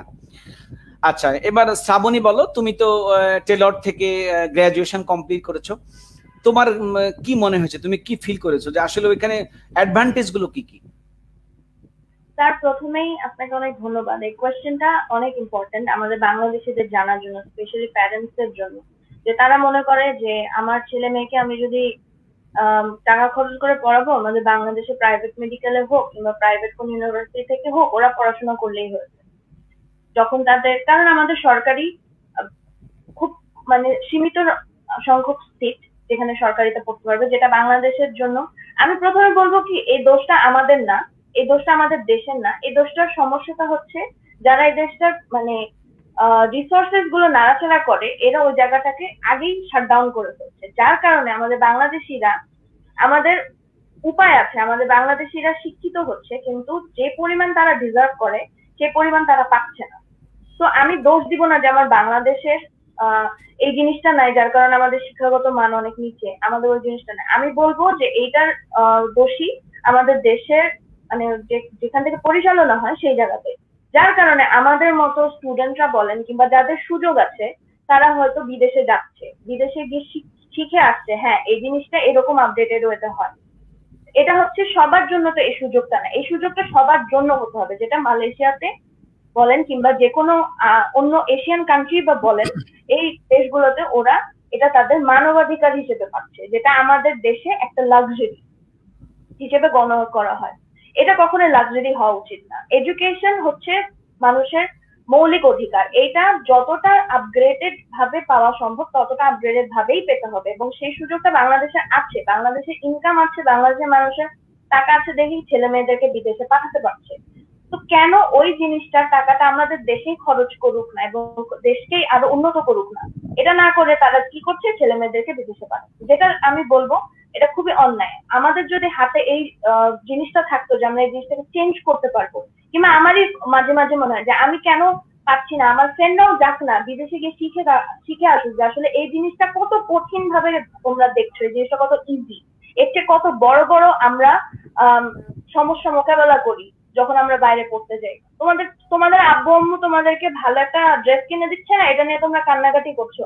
আরে আমরা যে দিনের পর দিন না খেয়ে থেকে আসছি, এরকম যে স্ট্রাগল করেছি just to get a good education, এই জিনিসটার তো কষ্ট তোমরা কখনোই বুঝবা না। তো আমি বলবো যে আমাদেরই উচিত আসলে আমাদের নিজেদেরকে শুধরানো, তাহলে আর আমরা কখনো বলবো না যে বাংলাদেশে এই জিনিসটা নাই, বাংলাদেশ একটা গরিব দেশ, অন্য দেশে ওই জিনিসটা আছে, চলো আমরা বিদেশ যাই, এই জিনিসটা যেন বলতে না হয়। Thank you sir. অনেক অনেক ধন্যবাদ। আসলে তুমি যেটা বলতে চাচ্ছ যে আসলে আমাদের যে রিসোর্সের অভাব তা না, আমাদের সিস্টেমের সমস্যা আছে। আমি প্রত্যাশা করব যে আমাদের এই লাইভটি যদি কোনো আমাদের যে যারা কর্তা ব্যক্তি আছেন তারা যদি শোনেন, তোমাদের যে মনের আকুতি, তোমাদের যে কি বলে যে তোমাদের যে রিয়েলাইজেশনটা, তাহলে আমার মনে হয় যে আমার দেশ এবং আমার দেশের যে এক্সিস্টেন্স স্টুডেন্ট আছে তারা উপকৃত হবে। আমি এই পর্যায়ে হচ্ছে কেয়ার কাছে যাব, যে কেয়া তোমার কাছে কি পার্থক্য মনে হয়েছে? বাংলাদেশ ভারত তো কাছাকাছি, খুব বেশি পার্থক্য আছে কিনা বলো। আমি বলবো যে তাহিয়া আপু যেটা বললো, একটা হচ্ছে পুঁথিগত শিক্ষা আর একটা হচ্ছে অভিজ্ঞতা। যেহেতু ইন্ডিয়াতে বিভিন্ন রাজ্যে বিভিন্ন ভাষা প্রচলিত, বিভিন্ন রাজ্যে বিভিন্ন মানুষের লাইফস্টাইল বিভিন্ন রকম, তাই যখন একটা ইউনিভার্সিটিতে সব রাজ্য থেকে র্যান্ডমলি স্টুডেন্টরা আসে, তখন ওইটা কাইন্ড অফ ইন্টারন্যাশনাল ভাবে ইউনিভার্সিটি গুলো যেভাবে পরিচালিত হয় ওইভাবে, যেমন আমাদের ওখানকার মেইন ল্যাঙ্গুয়েজ ইংলিশ ব্যবহার হয়। তো পড়াশোনা বা যে কোনো শিক্ষার ক্ষেত্রে নর্মালি এইটা আমাদের অনেক হেল্প করে। অভিজ্ঞতা তো গেল, আরেকটা হচ্ছে আমি বলবো পুঁথিগত জ্ঞানের ক্ষেত্রে বা নর্মালি কোর্সের ক্ষেত্রে আমাদের বাংলাদেশে আমরা এই যে রুয়েট বুয়েট কুয়েট যেগুলো দেখি, এগুলো তো অনেক ভালো মানের ইউনিভার্সিটি, কিন্তু এগুলো থেকে যখন শিক্ষার্থী পড়াশোনা করে বের হতে চায়, সেশন জোট এবং আনুষঙ্গিক বিভিন্ন বিষয়ের উপরে ডিপেন্ড করে একটা স্টুডেন্টের 4 বছরের জায়গায় 5 বছর, কিছু কিছু ক্ষেত্রে 6 বছরও নষ্ট হয়ে যায়। কিন্তু ইন্ডিয়ান এই ইউনিভার্সিটি গুলোর ক্ষেত্রে যেটা হচ্ছে মেইন জিনিস, ওরা 4 বছরের কোর্স 4 বছরেই শেষ করে। 15 দিন কেন, 2 দিনও ওরা এক্সট্রা লাগাতে দেয় না, কারণ ওরা বোঝে যে একটা স্টুডেন্টের লাইফে এরকম একটা স্টেজে এসে 2 দিনেরও অনেক দাম, কারণ 2 দিন পরে যদি তার রেজাল্ট পাবলিশ হয়, সে ইন্টারন্যাশনালি অনেক জায়গায় পার্টিসিপেট করতে পারবে না, কারণ তার রেজাল্ট পরে হয়েছে। ওরা এগুলোর ভ্যালু অনেক বেশি দেয়। আর আরেকটা হচ্ছে চাকরি। আমাদের বাংলাদেশে এত ভালো ভালো জায়গা থেকে পড়াশোনা করেও সবাই জব ইনসিকিউরিটিতে ভোগে, যে আমি 4 বছর বুয়েট থেকে পড়াশোনা করেও কি আমি আদৌ চাকরিটা পাবো, আমার মানে কতটুকু জ্ঞান, সেই জন্য সবাই বিসিএস এ চলে যায় বা অন্যান্য দিকে চলে যায়, ইঞ্জিনিয়ারিং পড়েও এত কষ্ট করে তারপর অন্যান্য দিকে চলে যায়। ইন্ডিয়ার এই ভার্সিটি গুলোতে আমি যেটা দেখেছি সেটা হচ্ছে ওদের একটা প্লেসমেন্ট আছে, যেটা হচ্ছে 3rd ইয়ার 4th ইয়ার থেকে শুরু হয়। ওরা 3rd ইয়ার থেকে বিভিন্ন কোম্পানি এসে ইন্ডিয়াতে ওদের ভার্সিটিতে এসে ওরা হচ্ছে বলে যে আমরা এই একটা এক্সাম নিব ভার্সিটির ভেতরে, আমরা 80 জন স্টুডেন্টকে এখানে সিলেক্ট করবো, 80 জনকে আমরা জব দিব। তো এই ক্যাম্পিং গুলা ইন্ডিয়াতে 3rd ইয়ার থেকে শুরু হয় এবং ভার্সিটির ভিতরেই হয়, যার ফলে ওরা হচ্ছে ইউনিভার্সিটি যে এই যে রেজাল্টের উপরে বেস করে আমাদের সিলেকশন যেরকম বুয়েট তারপরে রুয়েট এইভাবে সিলেকশন দেয়, ইন্ডিয়াতে তেমন হচ্ছে আইআইটি কোনটা 1 নম্বরে আছে, তারপরে এনআইটি কোনটা 1 নম্বরে আছে, ওইভাবে ওরা সিলেকশন দেয়।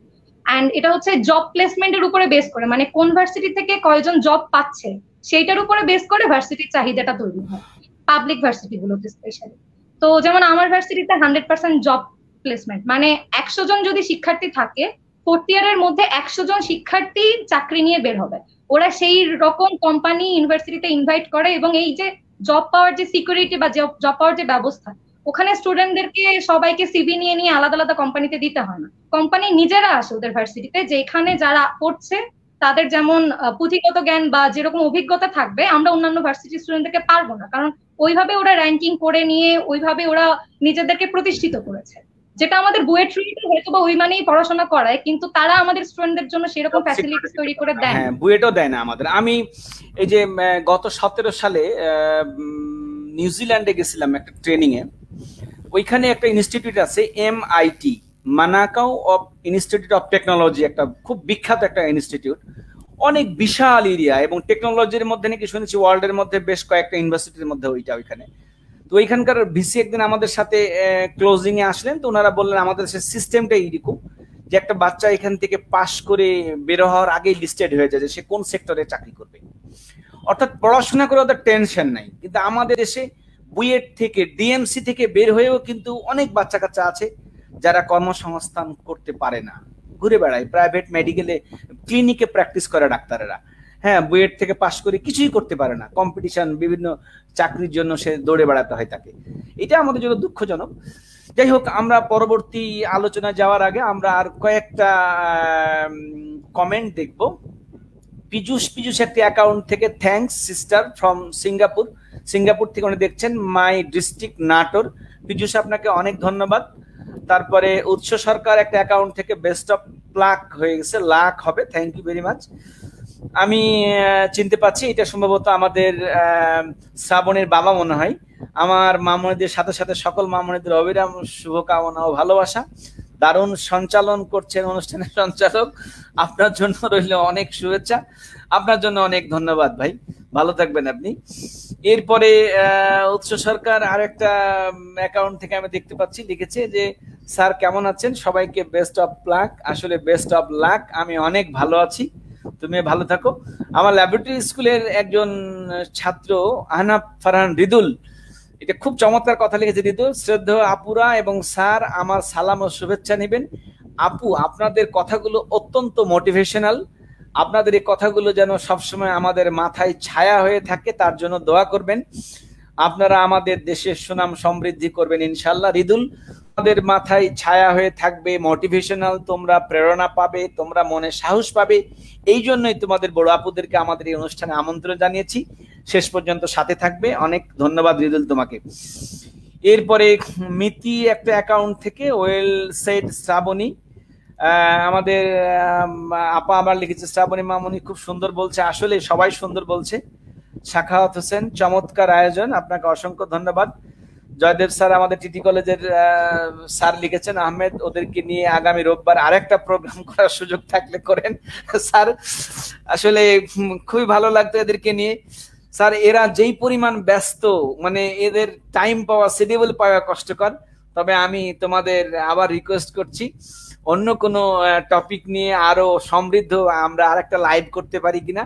স্বদেশের শিক্ষার্থীদের বিদেশে পড়াশোনা 2, দেখো না বিভিন্ন সিনেমায় 2 হয়, দোবারা হয়, তো এইরকম আমরা দোবারা আর একটা প্রোগ্রাম তোমাদের করতে পারি কিনা, তোমরা আমাকে ইনবক্সে জানাবে। স্যারের আমরা এই কথাটা আমরা রক্ষা করার চেষ্টা করব। আমরা এবার পরবর্তী আলোচনায় চলে যাচ্ছি। আমাদের আরেকজন স্যার, উনি সম্ভবত বগুড়া থেকে, অলিউল্লাহ স্যার, স্যারকে অনেক ধন্যবাদ। স্যার, আপনাকে অনেক ধন্যবাদ। আমরা পরবর্তীতে আবারও আপনাদের কমেন্টগুলোর প্রাপ্তি স্বীকার করব। আমরা এই পর্যায়ে ছোট্ট একটি প্রশ্ন করব, ছোট্ট উত্তর দিবা তোমরা। আমরা কিন্তু আমাদের প্রায় 1 ঘন্টা হতে যাচ্ছে, আমাদের হাতে আরো অনেক কিছু জিজ্ঞাসা আছে, আমরা ছোট্ট করে শুনতে চাই। প্রথমে আমাদের জিয়াং এর ওই যে চাইনার যে মেয়েটা মনীষা রয়ের কাছ থেকে আমরা শুনতে চাই। মনীষা, বিদেশে বসে স্বদেশের কোন জিনিসটা তুমি বেশি বেশি মিস করতে, কোন জিনিস, খালি তালিকা বলে দিবা আমাকে। মেইনলি স্যার খাবার, ফুচকা মিস করি, খাবার গুলো অনেক মিস করি, দেশের মতো খাবার হয় না, পরিবারকে মিস করি, এই তো। ধন্যবাদ। আপনজনদের অনেক মিস করি। আপনজনদের। অথই, তুমি কোরিয়ায় বসে কি মিস করো আমার দেশের? সবচেয়ে বেশি মিস করি স্যার আমার পরিবারকে, সবসময় মিস করি, প্রতিটা সময়ই। তারপরে খাওয়া দাওয়া তো আছেই, খাওয়া দাওয়া মিস করি। অধরাকে খুব মিস করো। অধরার সাথে, অধরা তোমাকে নিয়ে মাঝে মধ্যে খুব আবেগ ঘন স্ট্যাটাস দেয় মাঝে মধ্যে, আমার আপু এইটা। হ্যাঁ জি স্যার, এই তো বাসার সবাইকে তো অনেক মিস করি, তাছাড়া এই যে রিক্সা ভ্রমণ অনেক মিস করি, যে আমরা রিক্সা ওখান থেকে এখানে যেতে একটা রিক্সা নিতাম, এত সহজ ছিল জিনিসটা, কিন্তু এখানে কিন্তু আমরা এক জায়গা থেকে আরেক রিক্সা নেই। জায়গা নিতে কোনো রিক্সা নেই, আমরা হেঁটেই যাই। হ্যাঁ, কোরিয়াতে কোনো রিক্সা নেই, কোরিয়াতে কোনো টেম্পু নেই, কোরিয়াতে কোনো অটো নেই, অনলি বাস অথবা প্রাইভেট, তাই না? জি স্যার, রোডে এটা আর হচ্ছে, তাছাড়া আছে সাবওয়ে, ট্রেন ইউজ করা আচ্ছা, যায়। আমি আমাদের জাপানি মেয়ে তাহিয়া তৌফিক, তুমি কি কি মিস করো বাংলাদেশে? স্যার স্যার পরিবারের কথা সবাই বলেছে, আমি বলবো যে আমার পরীক্ষার আগে হেলেনাবাদে যখন আমি পড়তাম, তখন আমার পরীক্ষার আগে প্রতি রাত্রে প্রতি সকালে আম্মু খাওয়াই দিত, আমি খালি বইয়ের পৃষ্ঠা উল্টাতাম, দেখা যেত। আর মেডিকেলে যাওয়ার পর দেখা যেত আমি 7 দিনের খাবার নিয়ে যাচ্ছি, আমার কোনো পরিশ্রম ছিল না। এখানে পরীক্ষার আগের রাত্রেও আমাকে আমার খাবারটা বানাতে হচ্ছে, 2টা ফটোকপি করতে হলেও আমাকেই বাইরে যাইতে হচ্ছে। তো এইখানে আমি আমার পরিবারকে খুবই মিস করি। আরেকটা যেটা মিস করি, এটা আমার মনের মধ্যে একটা কষ্ট বলা যায়, সেটা হচ্ছে যে আমার কাছে শুধু মনে হয় আমি যদি দেশে থাকতাম তাহলে আমার ছোট বোনকে একটু সাহায্য করতে পারতাম। আমি জানি না, এটা আমার মনে একটু কষ্ট মনে হয়, ওখানে সবাইকে সাহায্য করতে পারতাম। আরেকটা জিনিস স্যার, সেটা হচ্ছে আমাদের রাজশাহীতে যে কালবৈশাখী ঝড়টা হতো, আর এখানে অনেক টাইফুন হয়, সবই হয়, কিন্তু সেই উথাল পাথাল ঝড়টা আমি এখানে পাই নাই, এটা আমি খুবই মিস করি। তাহিয়ার তাহিয়ার এক্সপ্রেশন চমৎকার ব্যতিক্রম। আচ্ছা তাহিয়া, একটা জিনিস বলো তো, এই যে আমরা জি ছোটকাল স্যার। থেকে পড়ে আসছি, এই যে এই কি বলে যে এই রিক্সা, একটি জাপানি শব্দ, জাপানি কি আদৌ রিক্সা আছে এখন? জি স্যার, এটা হচ্ছে স্যার, আমি বলি, আমি এটার ব্যাখ্যাটা জানি। এখানে এটাকে বলে জিন, রিকি, সা। এখানে জিন শব্দের অর্থটা হচ্ছে মানুষ, মানুষের কাঞ্জিটা জিন। রিকি যেটা, এটা হচ্ছে আপনার পরিশ্রম বা বল। আর সার হচ্ছে আবার আপনার আহ, তা এখানে মানে সব মিলায় মিনিংটা যেটা হচ্ছে, সেটা হচ্ছে মানুষের বলে টানা কোন একটা যানবাহন। কিয়োতোতে, মানে আমি ওসাকাতে থাকি, কিয়োতো হচ্ছে জাপানের ট্র্যাডিশনাল রাজধানী আর কি, একসময় রাজধানী ছিল।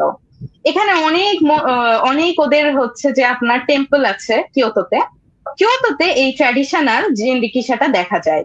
আর একটা মজার জিনিস হচ্ছে, এখানে রিক্সা কিন্তু আমাদের মতো কোনো সাধারণ যানবাহন না, এখানে খুবই বিলাসবহুল একটা যানবাহন হচ্ছে রিক্সা। এবং এটা যারা ওখানে আপনাকে উঠে গেলে আপনাকে একটা মখমলের চাদর দিয়ে ঢেকে দিবে, আপনার খাবার পানি দিবে, এবং নিজের বলে টানে, আমরা যেটা ইন্ডিয়ার ইয়েতে দেখতে পাই বিভিন্ন মুভিতে। এবং যারা টানে তারা অত্যন্ত সুদর্শন পুরুষ হয়, প্রচন্ড মানে মাসল থাকে, মানে তাদেরও মানে ওখানে নিয়োগ পেতে হলে তাদের ওই রকম আছে না, যেমন নায়ক হতে হলে কিছু ক্যাটাগরি লাগে, সুদর্শন হতে হবে, লম্বা হতে হবে, ওই রিক্সা টানতে হলে তাদের এরকম কিছু ক্যাটাগরি আছে। তো এটা জাপানি শব্দই স্যার। এইটা কি এই যে কলকাতার মতো টানা, যেমন হাত দিয়ে টানে এরকম কিছু কি, না মেশিন দিয়ে বা জি পা স্যার, দিয়ে? না স্যার, হাত দিয়ে টানে, এবং এটা প্রচন্ড বিলাসবহুল এবং প্রচন্ড টাকাও খরচ হয় উঠতে। টাকায় খরচ। আচ্ছা, আরেকটা আমার কৌতূহল, আমরা এরকম বইয়ে পড়েছি হারিকিরি একটি শব্দ আছে, জাপানি শব্দ, যেখানে নিজের পেটে ছুরি মেরে সুইসাইড করে, এই সিস্টেমটা কি জাপানে আছে না শব্দেই আছে? স্যার আমি এই সুইসাইড সম্পর্কে জানি না, তবে আমি একটা জিনিস জানি, জাপানে একটি সুইসাইড ফরেস্ট আছে। ওখানে মানুষ যাদের মারা যেতে ইচ্ছা করে তারা ওখানে আর কি হেঁটে হারিয়ে যায়, পথ হারিয়ে এক সময় দেখা যায় মারা যায়, এইটুকু আমি জানি, আমি আর বেশি জানি না। আচ্ছা, আরেকটা জিনিস আমি এখানে জানতে চাই, আমি এটা আমার অথই মনে হয় আমার সাথে একমত হবে। আমি জাপান, কোরিয়া, তারপরে এই যে হংকং, এগুলো পার্শ্ববর্তী নেইবার কান্ট্রি। আমি কোরিয়াতে দেখেছি যে এই যে ওরা ছেলেমেয়েরা যারা প্রেম করে, তারা তালা মেরে চাবি সমুদ্রে ফেলে দেয়। এবং আমি এই কোরিয়াতে দেখেছি অনেক স্পটে হাজার হাজার লক্ষ লক্ষ তালা মারা আছে, এবং কত সুন্দর সুন্দর তালা। এই তালা সিস্টেম কি কোরিয়া, জাপানে আছে? না স্যার, আমি কখনো দেখিনি, আপু ভালো বলতে পারবে। অথই স্যার তুমি এখানে, জি স্যার, এখানে আমরা ঘুরতে যাই, টাওয়ার আছে একটা, আপনার লত্তে টাওয়ার, তো ওখানে স্যার এরকম একটা জায়গা আছে। তার তালা এরকম করে, কিন্তু অনেকেই লিখে রাখে কমেন্টে, লিখে রাখে তাদের স্মৃতিটা লিখে। তারপরে হচ্ছে এখানে নদীও আছে, হান রিভার, ওইখানেও এরকম অনেক লেখা দেখেছি, কিন্তু এটা জানি না যে তালা দিয়ে একদম ফেলে দেয় কিনা, কিন্তু আমি এরকম লেখা দেখেছি যে তালা পেঁচানো আর হচ্ছে নিচে কোনো লেখা দেখে, এরকম দেখেছি। হ্যাঁ, আমরা শুনেছি ওখানে আমাদের যে গাইড ছিল তারা বলেছে এই তালাটা, চাবিটা তারা ফেলে দেয় এবং তাদের বিশ্বাস যে তাদের ভালোবাসাটা এরকম তালাতে আবদ্ধ থাকার মতোই চিরদিন এরকম আন্ডারলক থাকবে আর কি। যাই হোক, আমরা এবার শ্রাবণী গা যেতাম, শ্রাবণী তো ফল করলো। এবার আমরা কেয়াকে বলবো, কেয়া তুমি ভারতে যাওয়ার পরে বাংলাদেশের কোন জিনিসটা মিস করতে? স্যার অবশ্যই বাবা মা পরিবারকে, কারণ এই যে আপু যেটা বলতো প্রতিদিন মানে প্রত্যেক পরীক্ষার রাতে সবচেয়ে বেশি মিস করি মাকে। কারণ নর্মালি যেটা হতো পরীক্ষা আসলে আমার চেয়ে মায়ের বেশি টেনশন, আমি রাতে ঘুমাই পড়লাম না তো চোখের দিকে তাকায় থাকতে, এগুলোও করেছে আমার মা। মানে যখন পরীক্ষার রাতে ওখানে থাকি মনে হয় যে নিচে যে ডাইনিং এ দাঁড়িয়ে খাবো, লাইন দিয়ে দাঁড়িয়ে খাবো, এটা অনেক টাইমের ব্যাপার, এই টাইমটাও হাতে নাই, কিন্তু ওই তো করতেই হবে, নিজের কাছে নিজেই করতে হবে। তখন মাকে খুব মিস করি। তারপরে এই যে পরের দিন সকালবেলা ভোরবেলা ডেকে দেওয়া, ভাবি অ্যালার্ম মিস তো আমার যাওয়াও মিস, ডেকে দেওয়ারও কেউ নেই, মানে এই বিষয়গুলো তো অবশ্যই মিস করি। বাংলাদেশের খাওয়া দাওয়া অনেক মিস করি, কারণ আসামের খাওয়া দাওয়া মানে খুবই বাজে, আমার কাছে খুবই বাজে। শুনলে হয়তো আমার বন্ধু বান্ধবী যারা আছে তারা খুব রাগ করবে, আসামের যারা। আর আরেকটা জিনিস খুব মিস করি, সেটা হচ্ছে আমার বাংলাদেশি ফ্রেন্ডদেরকে, যাদের সাথে একই স্কুলে একই কলেজে পড়েছি। আমাদের ছোটবেলা থেকে একটা বিশাল গ্যাং ছিল, তো ওখানে যাওয়ার পরে সবচেয়ে বেশি মিস এটাই করি, যখন কোনো গ্যাং দেখি আমি তাকাই থাকি যে আজকে যদি আমি বাংলাদেশে থাকতাম তাহলে তো আমার সাথে এরকম 20-22 জন একসাথে থাকতো। আমি আজকে লাইভে আমি তোমাদের যে বন্ধু, এখানে তো মোটামুটি সবাই আমার ছাত্রী, এবং সবাই, মনীষা মনে হয় শুধু আমার কাছে মনে হয় যে পার্সোনালি পড়েনি, সবাই আমার কাছে পড়েছে। আমি প্রত্যাশা ছিল যে তোমাদের অনেক বন্ধুরা তোমাদের কাছে ইন্সপায়ার্ড করবে, এই গ্রুপে থাকবে। যদিও অনেক মানুষ তোমাদের সাপোর্ট দিচ্ছে, তবে বন্ধুদের পেলে আরো ভালো লাগতো। আমরা তোমাদের বন্ধুদের তেমন উল্লেখযোগ্য দেখলাম না। যাই হোক, আমি শ্রাবণী, একদম এই প্রশ্নের শেষ পার্টিসিপেন্ট শ্রাবণী, তুমি বলো, তুমি মালয়েশিয়া থেকে বাংলাদেশের কোন কোন জিনিসগুলো মিস করতে? শুধু তালিকা বলবা, লম্বা করে বলবা না, আমাদের 1 ঘন্টা পার হয়ে গেছে, আরো কয়েকটা জিজ্ঞাসা আছে। তুমি আমাকে বলো কোন কোন জিনিসগুলো মিস করতে। সবাই যে জিনিসগুলো বললো এগুলো তো কমন, এটা তো সবাই মিস করে। আর আমার জন্য এক্সট্রা ছিল হচ্ছে মালয়েশিয়ার ভাতটা আমার ভালো লাগতো না, ভাতে আমি গন্ধ পেতাম। তো আমি বাংলাদেশ থেকে চাল নিয়ে যেতাম অনেক সময়, কারণ আমাদের দেশের ভাতের একটা অন্যরকম সুন্দর গন্ধ। আর ওখানকার চা মানে ওদের অনেক বড় বড় চা বাগান আছে, কিন্তু চায়ের গন্ধটা অনেক বেশি। কিন্তু আমাদের এখানে আমরা আসলে চায়ের গুঁড়া খাই, যেটা আসলে অন্য দেশে ডাস্ট হিসেবে ধরে, কিন্তু আমাদের দেশের চায়ের যেন অন্যরকম একটা সেন্ট, অনেক ভালো লাগতো। যেহেতু আমি অনেক চা পছন্দ করি, আমি চাটা বাংলাদেশ থেকে নিয়ে যেতাম, আর কেউ গেলে আমি বলতাম যে আমার জন্য চা নিয়ে যেতে।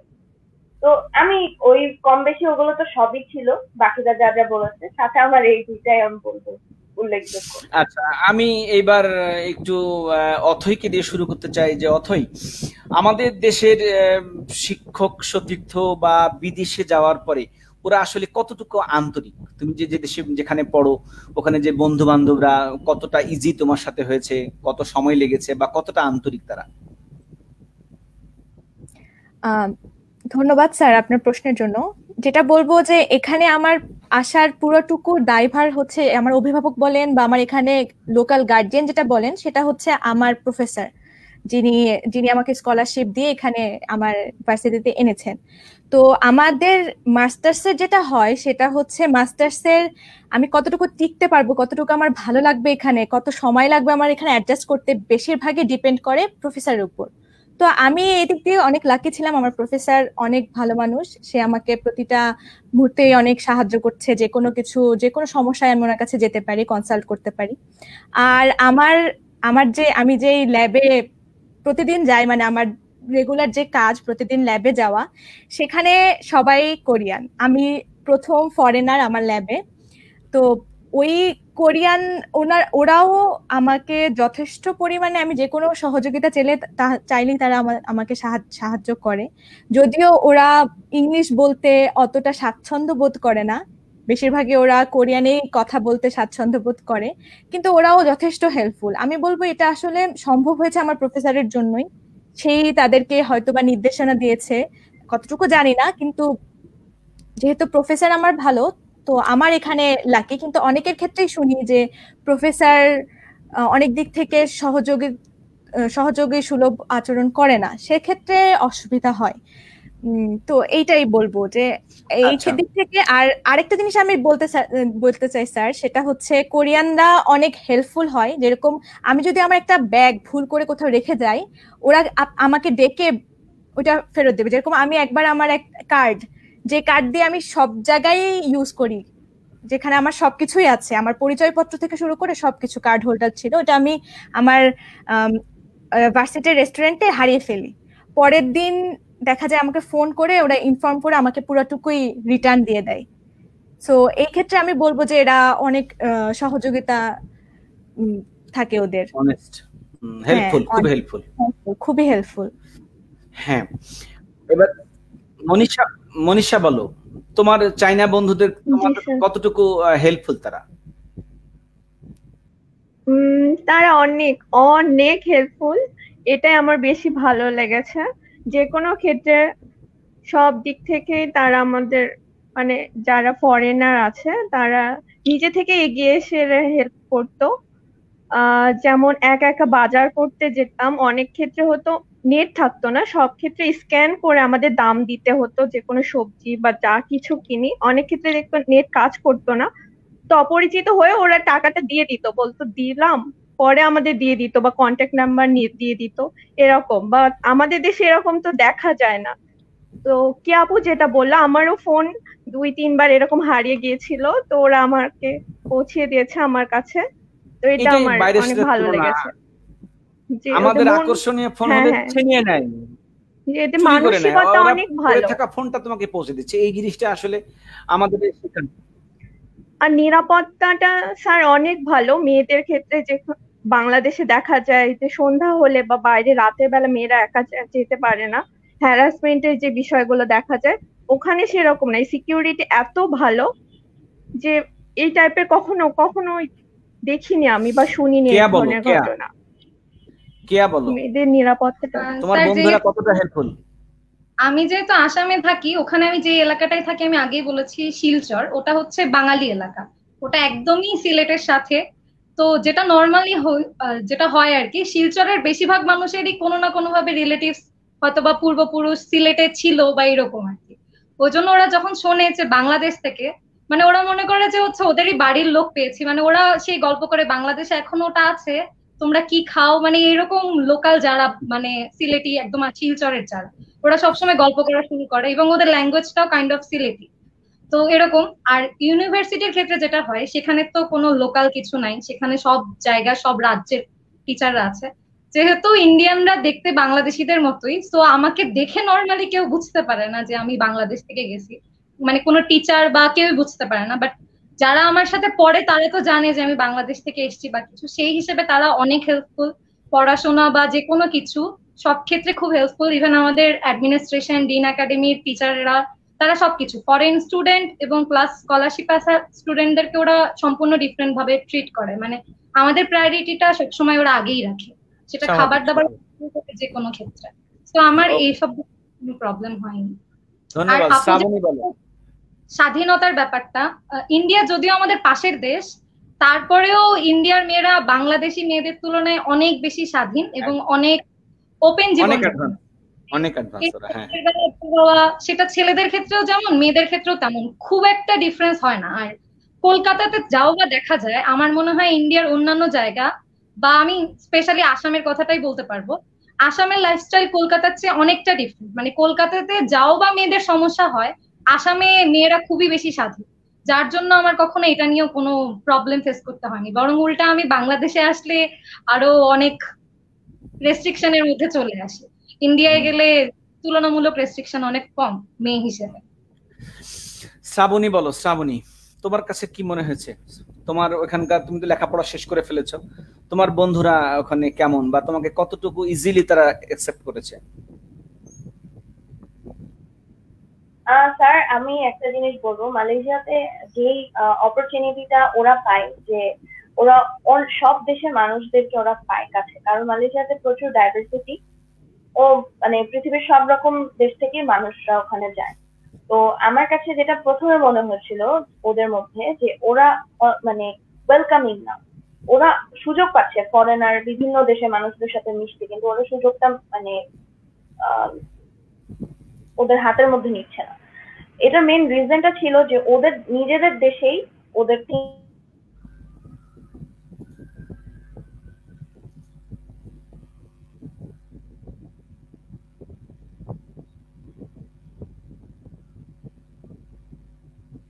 শ্রাবণী, আমার মনে হয় যে শ্রাবণীর লাইন দুর্বল হওয়ার কারণে সে হয়তো ছিটকে পড়েছে। তাহিয়া, বলো তো তোমার অভিজ্ঞতাটা, কথা বলো একটু তাহিয়া। জি স্যার। স্যার আমি প্রথমে যখন আসলাম তখন মানে ওদের যেটা ওরা আমাদেরকে কতটুকু সাহায্য করেছে এটা যদি আমি একটা জিনিস উল্লেখ করতে চাই, তো তারা আমাদের কাছে শুনেছিল যে আমরা মুসলিম এবং আমি মুসলিম এবং আমি হালাল ফুড খাই। দেখা গেল আমাদের যে প্রথম পার্টিটা হলো, মানে পার্টি বলতে ওই রকম পার্টি না, পার্টি আর কি আমাদের যে সব স্টুডেন্টদের সাথে পরিচিত হবে, টিচারদের সাথে পরিচিত হবে। দেখা গেল তারা একটা আলাদা টেবিলের ব্যবস্থা করেছে এবং সেখানে খালি হালাল ফুড, হালাল মাংস, হালাল সবকিছু। তো আমার কাছে তখন টিচার বলেন আর ওই প্রতিষ্ঠান বলেন সকলের প্রতি খুবই কৃতজ্ঞতা লেগেছিল, এবং আমি শুনেছি অনেক ল্যাব পার্টিতে নাকি এরকম হালাল ফুডের ব্যবস্থা করে। আর প্রথমে এসে ভাষাগত সমস্যার জন্য আমি আর কি টিচারকে বলছিলাম যে আমার জন্য ইংলিশে প্রশ্ন দেওয়া যায় কিনা। আমাকে কেউ না করে নাই, সকলে আমাকে ইংলিশে প্রশ্ন দিয়েছে এবং আমি শুরুতে ইংলিশেই লিখতাম। আর আরেকটা হচ্ছে এই যে আমি নতুন এখন ল্যাবে ঢুকেছি, আমার প্রফেসরও অনেক অনেক আন্তরিক। আমি 6 মাস দেশে থেকে এসেছি, 6 মাস কোনো কাজ করতে পারিনি, যদিও সেটা বাধ্যবাধকতার জন্যই, কিন্তু তিনি মোটেও আমার রেজাল্টে দেখা গেছে আমি এখান থেকে যতটুকু অংশগ্রহণ করেছি সেটার উপর তিনি আমার রেজাল্ট দিয়েছেন। ওখানে যারা কাজ করছে তাদের সাথে আমার তেমন কোনো তফাৎ করেনি, তিনি বুঝছেন যে আমার এই সমস্যা, এবং তিনি খুবই টেনশন করেছে। আমি এখানে আসার পর বারবার ফোন দিয়ে জিজ্ঞেস করেছে কি অবস্থা। তবে স্যার আপু যেটা বললো, অথৈ আপু, যে অনেকের ল্যাবে সমস্যা হয়, প্রফেসরের জন্য সমস্যা হয়। তো দেখা গেছে আমাদের এখানে অনেকে আছে যারা প্রতিদিন সকাল 8টা থেকে 11টা পর্যন্ত ল্যাব করছে, এবং তারা যে 2 সপ্তাহ ল্যাবে থাকবে তার মানে 8 দিন, তার মানে তারা 14 দিন থাকবে, সেজন্য তাদেরকে 14টা সপ্তাহ রবিবার কম্পেনসেশন দিতে হয়েছে, এরকমও আমি শুনেছি। যার জন্য হচ্ছে আমি এটা বলবো যে কেউ যদি বিদেশে আসতে চায় প্রথমে প্রফেসর সম্পর্কে খোঁজ খবর নিয়ে আসা ভালো।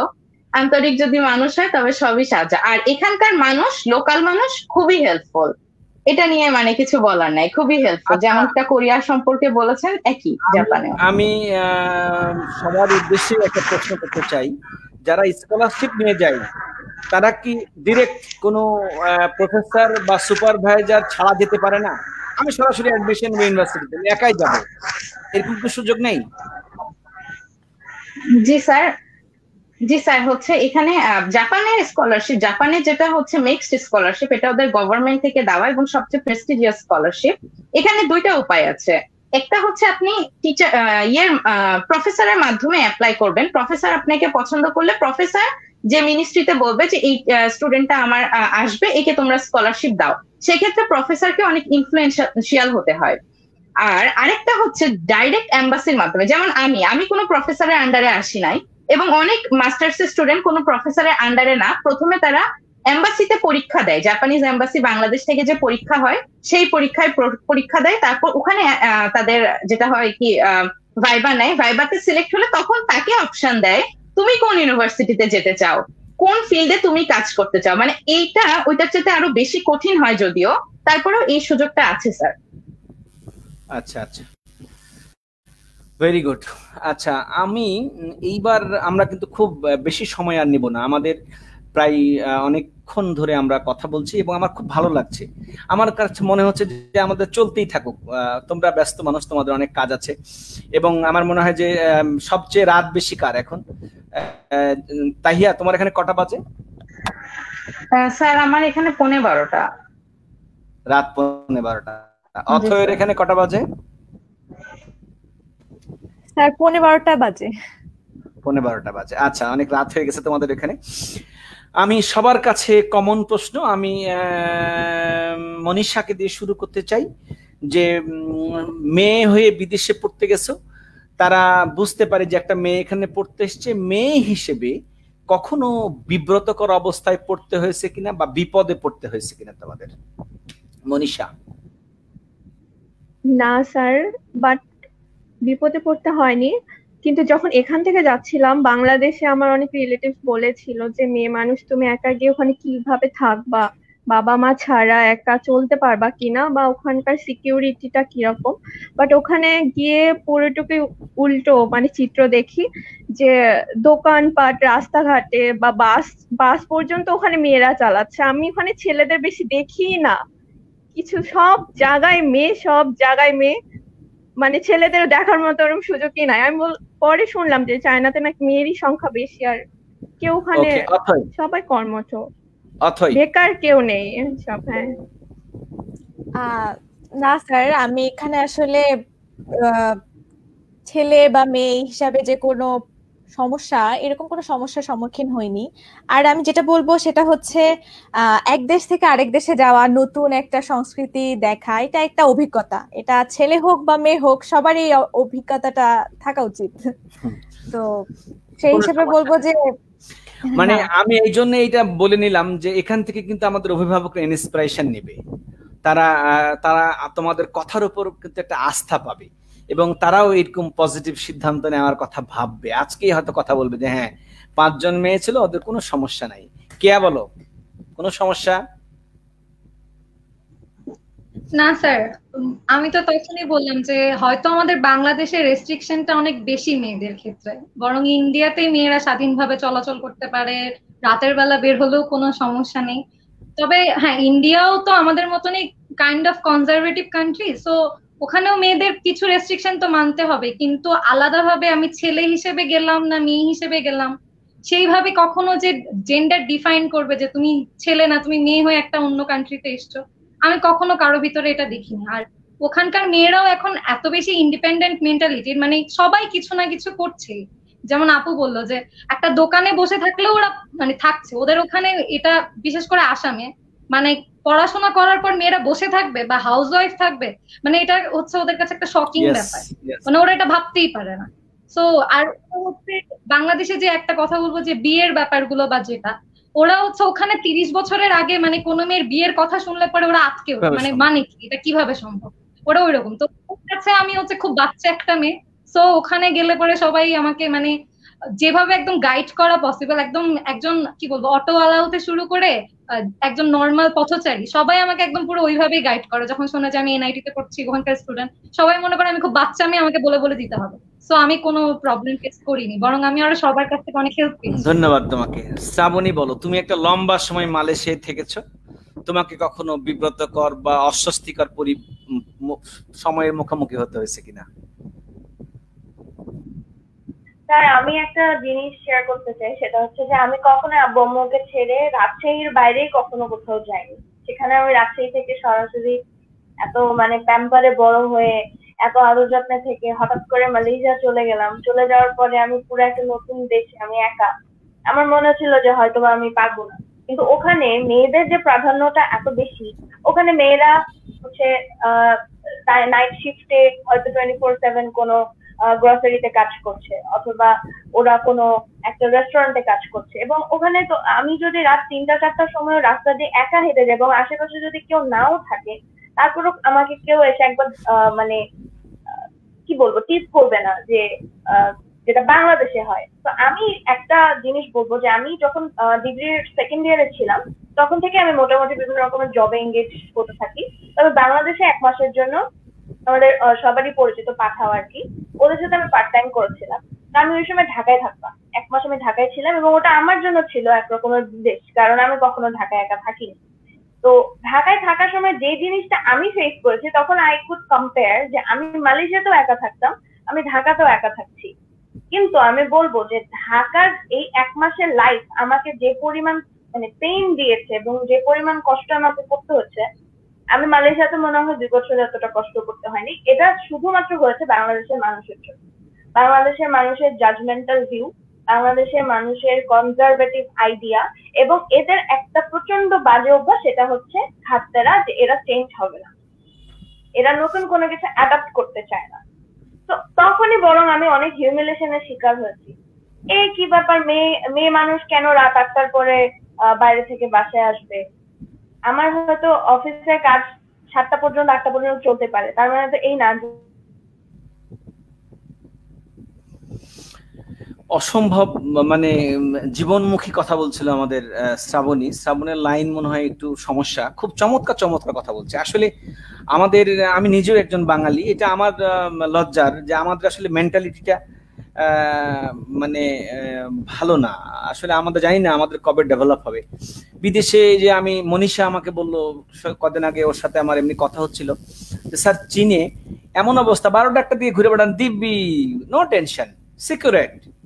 অথচ তুমি আমাদের রাজশাহীতে দিনের বেলা ঘুরো না, যদি দেখে যে সাথে বাবা নাই মা নাই, কে কোন দিক থেকে সিটি দিবে, কে ঢিল ছুড়বে, কে টিজ করবে, কে ঘুটে আওয়াজ করবে, কে শিয়াল বিড়ালের কুকুরের মতো চিৎকার করবে, এইটা কিন্তু আমাদের দেশে মানে চরম বিব্রতকর। এবং ভাবেও না, এবং এটা রিয়েলাইজই করে না যে আমার বোনকে যদি এরকম করতে, আমার মেয়েকে যদি এরকম করতে। এই সেন্টিমেন্টটা আমাদের কবে যে গ্রো হবে, আল্লাহ দোয়া করে যে বাঙালিদেরকে তুমি এই অন্তত এইটা দাও, সুবোধটা দাও তুমি। যাই হোক, তাহিয়া বলো, তুমি বিদেশে যাওয়ার পরে কখনো এরকম বিব্রতকর পরিস্থিতির মুখোমুখি হয়েছো কিনা? স্যার একদমই না, মেয়ে হিসেবে না, মানুষ হিসেবেও না, কখনোই না। তবে স্যার আমি একটা অন্য বিষয় নিয়ে একটু বলতে চাই যে আমাদের মেয়েদেরকেও যদি আমরা সমানভাবে সেরকম ব্যবহার পেতে চাই, তো আমাদেরকেও সেরকম সমানভাবে কন্ট্রিবিউশনটা করতে হবে।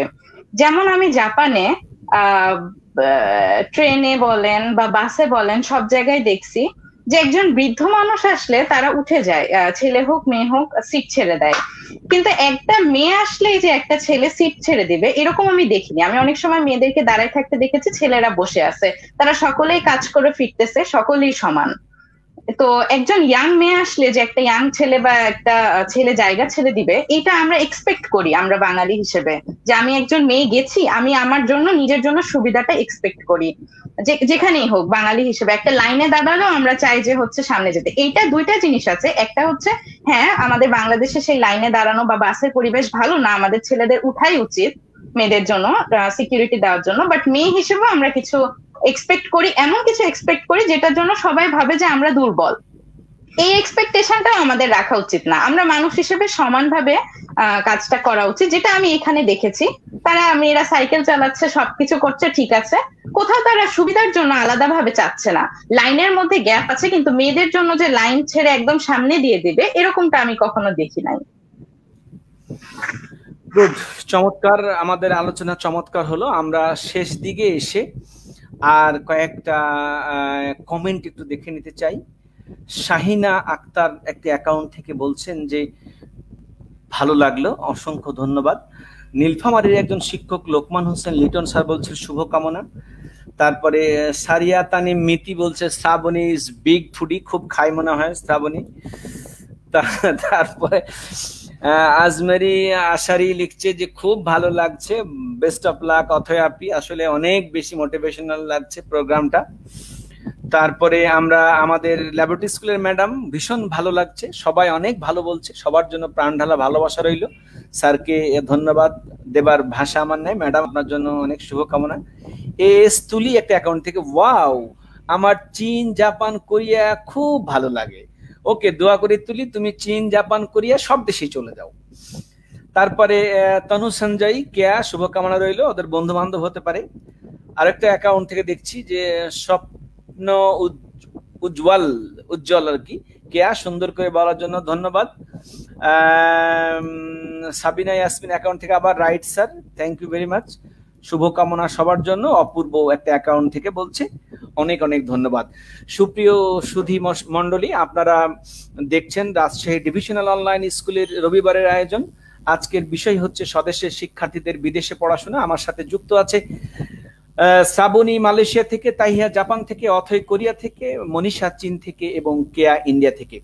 আপনারা যদি আমাদের এই লাইভ প্রোগ্রামে অংশগ্রহণ করতে চান তাহলে দেশে বিদেশে যে কোনো স্থান থেকে আমাকে ইমেইল করতে পারেন। স্ক্রিনে আপনারা দেখতে পাচ্ছেন banglasar7@gmail.com।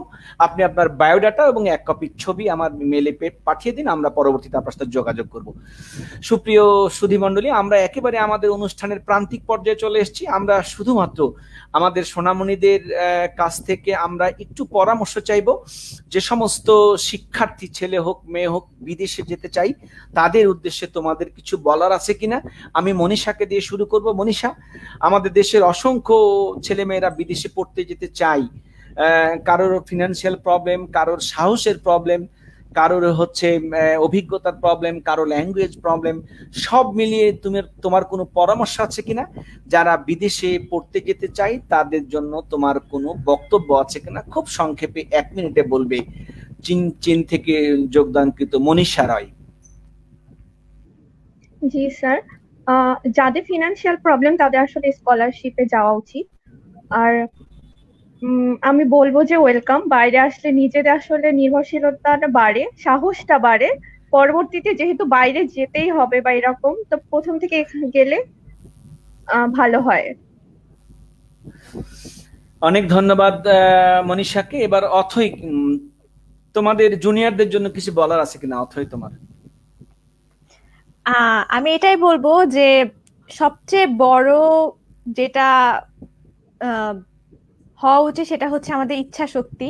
ইচ্ছা শক্তি থাকলে আসলে সবকিছুই করা যায়। তো সবার প্রথমে যেটা ইচ্ছা শক্তিটা থাকতে হবে যে আমি বাইরে যে পড়াশোনা করতে চাই বা চাকরি করতে চাই বা রিসার্চ করতে চাই, যেটাই করতে চাক না কেন সেটার জন্য ইচ্ছা শক্তি থাকতে হবে, অনেস্টি থাকতে হবে। আর যেই হিসাবে আমি কাজ করতে চাই সেই হিসাবে নিজেকে তৈরি করতে হবে, প্রস্তুত করতে হবে। আমি হয়তো বা অ্যাপ্লাই করতে চাচ্ছি বাইরে, আমি বাইরে পড়তে যেতে চাচ্ছি, আমি যেহেতু এখানে পড়তে এসেছি পড়ার কথাই বলবো। তো সেই হিসেবে সব মেইল রেডি করা, কোন জায়গায় আমার কোনটা ভালো লাগবে, কোন এরিয়াটা ভালো, সেই ধরনের ইউনিভার্সিটি চুজ করা, সেই হিসেবে প্রফেসরদের মেইল করা, ইউনিভার্সিটির অ্যাডমিশন চাইলে সেই ইউনিভার্সিটি অ্যাডমিশনের খোঁজ নেওয়া, কি কি স্কলারশিপ অ্যাভেলেবেল আছে। তো এই কাজগুলো আসলে করা দরকার। তারপরে প্রথমেই এই কাজগুলো নিজেকে আসলে অ্যাক্টিভ থাকতে হবে। তারপরে আসার পর তখন যখন সবকিছু কনফার্ম হয়ে যাবে, তারপরে আসলে বাকিটুকু হয়ে যায়। ল্যাঙ্গুয়েজ বলেন স্যার, চলাফেরা বলেন, এটা আসলে আসার পরে কোনো না কোনো ভাবে হয়ে যায় মানসিক শক্তিটা থাকলে। তো আমি এটাই বলবো সবাইকে, বেস্ট অফ লাক। তোমরা যারা চেষ্টা করছো আসার জন্য, ইচ্ছা শক্তিটা রাখো আর প্রস্তুতি রাখো জোরদার, তাহলে ইনশাল্লাহ সবকিছুই সম্ভব। ধন্যবাদ। ধন্যবাদ অথৈকে। তাহিয়া, বলো তোমাদের জুনিয়রদের জন্য কিছু বলার আছে কিনা? তাহিয়া। স্যার, আমি বলবো যে আন্ডারগ্রেডে যারা আসতে চায় এবং যারা স্কলারশিপ নিয়ে আসতে চায় তাদের জন্য সুযোগ খুব বেশি দেশে নাই। যেমন চায়না, কোরিয়া, জাপান, টার্কি, তারপর ইন্ডিয়া, এরা হচ্ছে আমাদের দেশ থেকে স্টুডেন্টদের হচ্ছে ফুল ফ্রি স্কলারশিপ দিয়ে থাকে, যেটা দিয়ে তাদের পড়াশোনার খরচটা প্লাস এখানে জীবনযাপন করার জন্য যে খরচটা, বাসা ভাড়া থেকে শুরু করে সবকিছুই কাভার হয়। তো তোমরা চেষ্টা করতে পারো এই কয়টা দেশ সম্পর্কে, দেশের কিভাবে আসতে হয়, কারণ প্রত্যেকটা দেশের এম্বাসি ওয়েবসাইটে গেলে এখন তো সব তথ্য হাতের মুঠোর মধ্যে দেখা যাবে। পুরাতন বছরের কোয়েশ্চেন, অ্যাডমিশনের জন্য কিভাবে অ্যাপ্লাই করতে হয়, বছরের কোন সময় অ্যাপ্লাই করতে হয়। যেমন আমি প্রাইমারি যেটা সিলেকশন হয় সেটা জিপিএর ওপর হয়ে যায়। তো প্রাইমারি সিলেকশনে যাতে আমি বাদ না পড়ি সেজন্য আমি আইএলটিএস দিয়ে রেখেছিলাম, যাতে হচ্ছে যে আমার একটা প্লাস পয়েন্ট থাকে। তোমরা চেষ্টা করো একটা প্লাস পয়েন্ট নিয়ে আসার জন্য। আর এইটা হচ্ছে আন্ডারগ্রেডদের জন্য। আর যারা পরবর্তীতে আসতে চায় তাদের ক্ষেত্রে হচ্ছে এই যে প্রফেসরের সাথে জানার জন্য আসলে নেটওয়ার্কটা বাড়ানো অনেক প্রয়োজন। এবং এখন নেটওয়ার্ক কি বলবো, এখানেই নেটওয়ার্ক, ফেসবুকেই নেটওয়ার্ক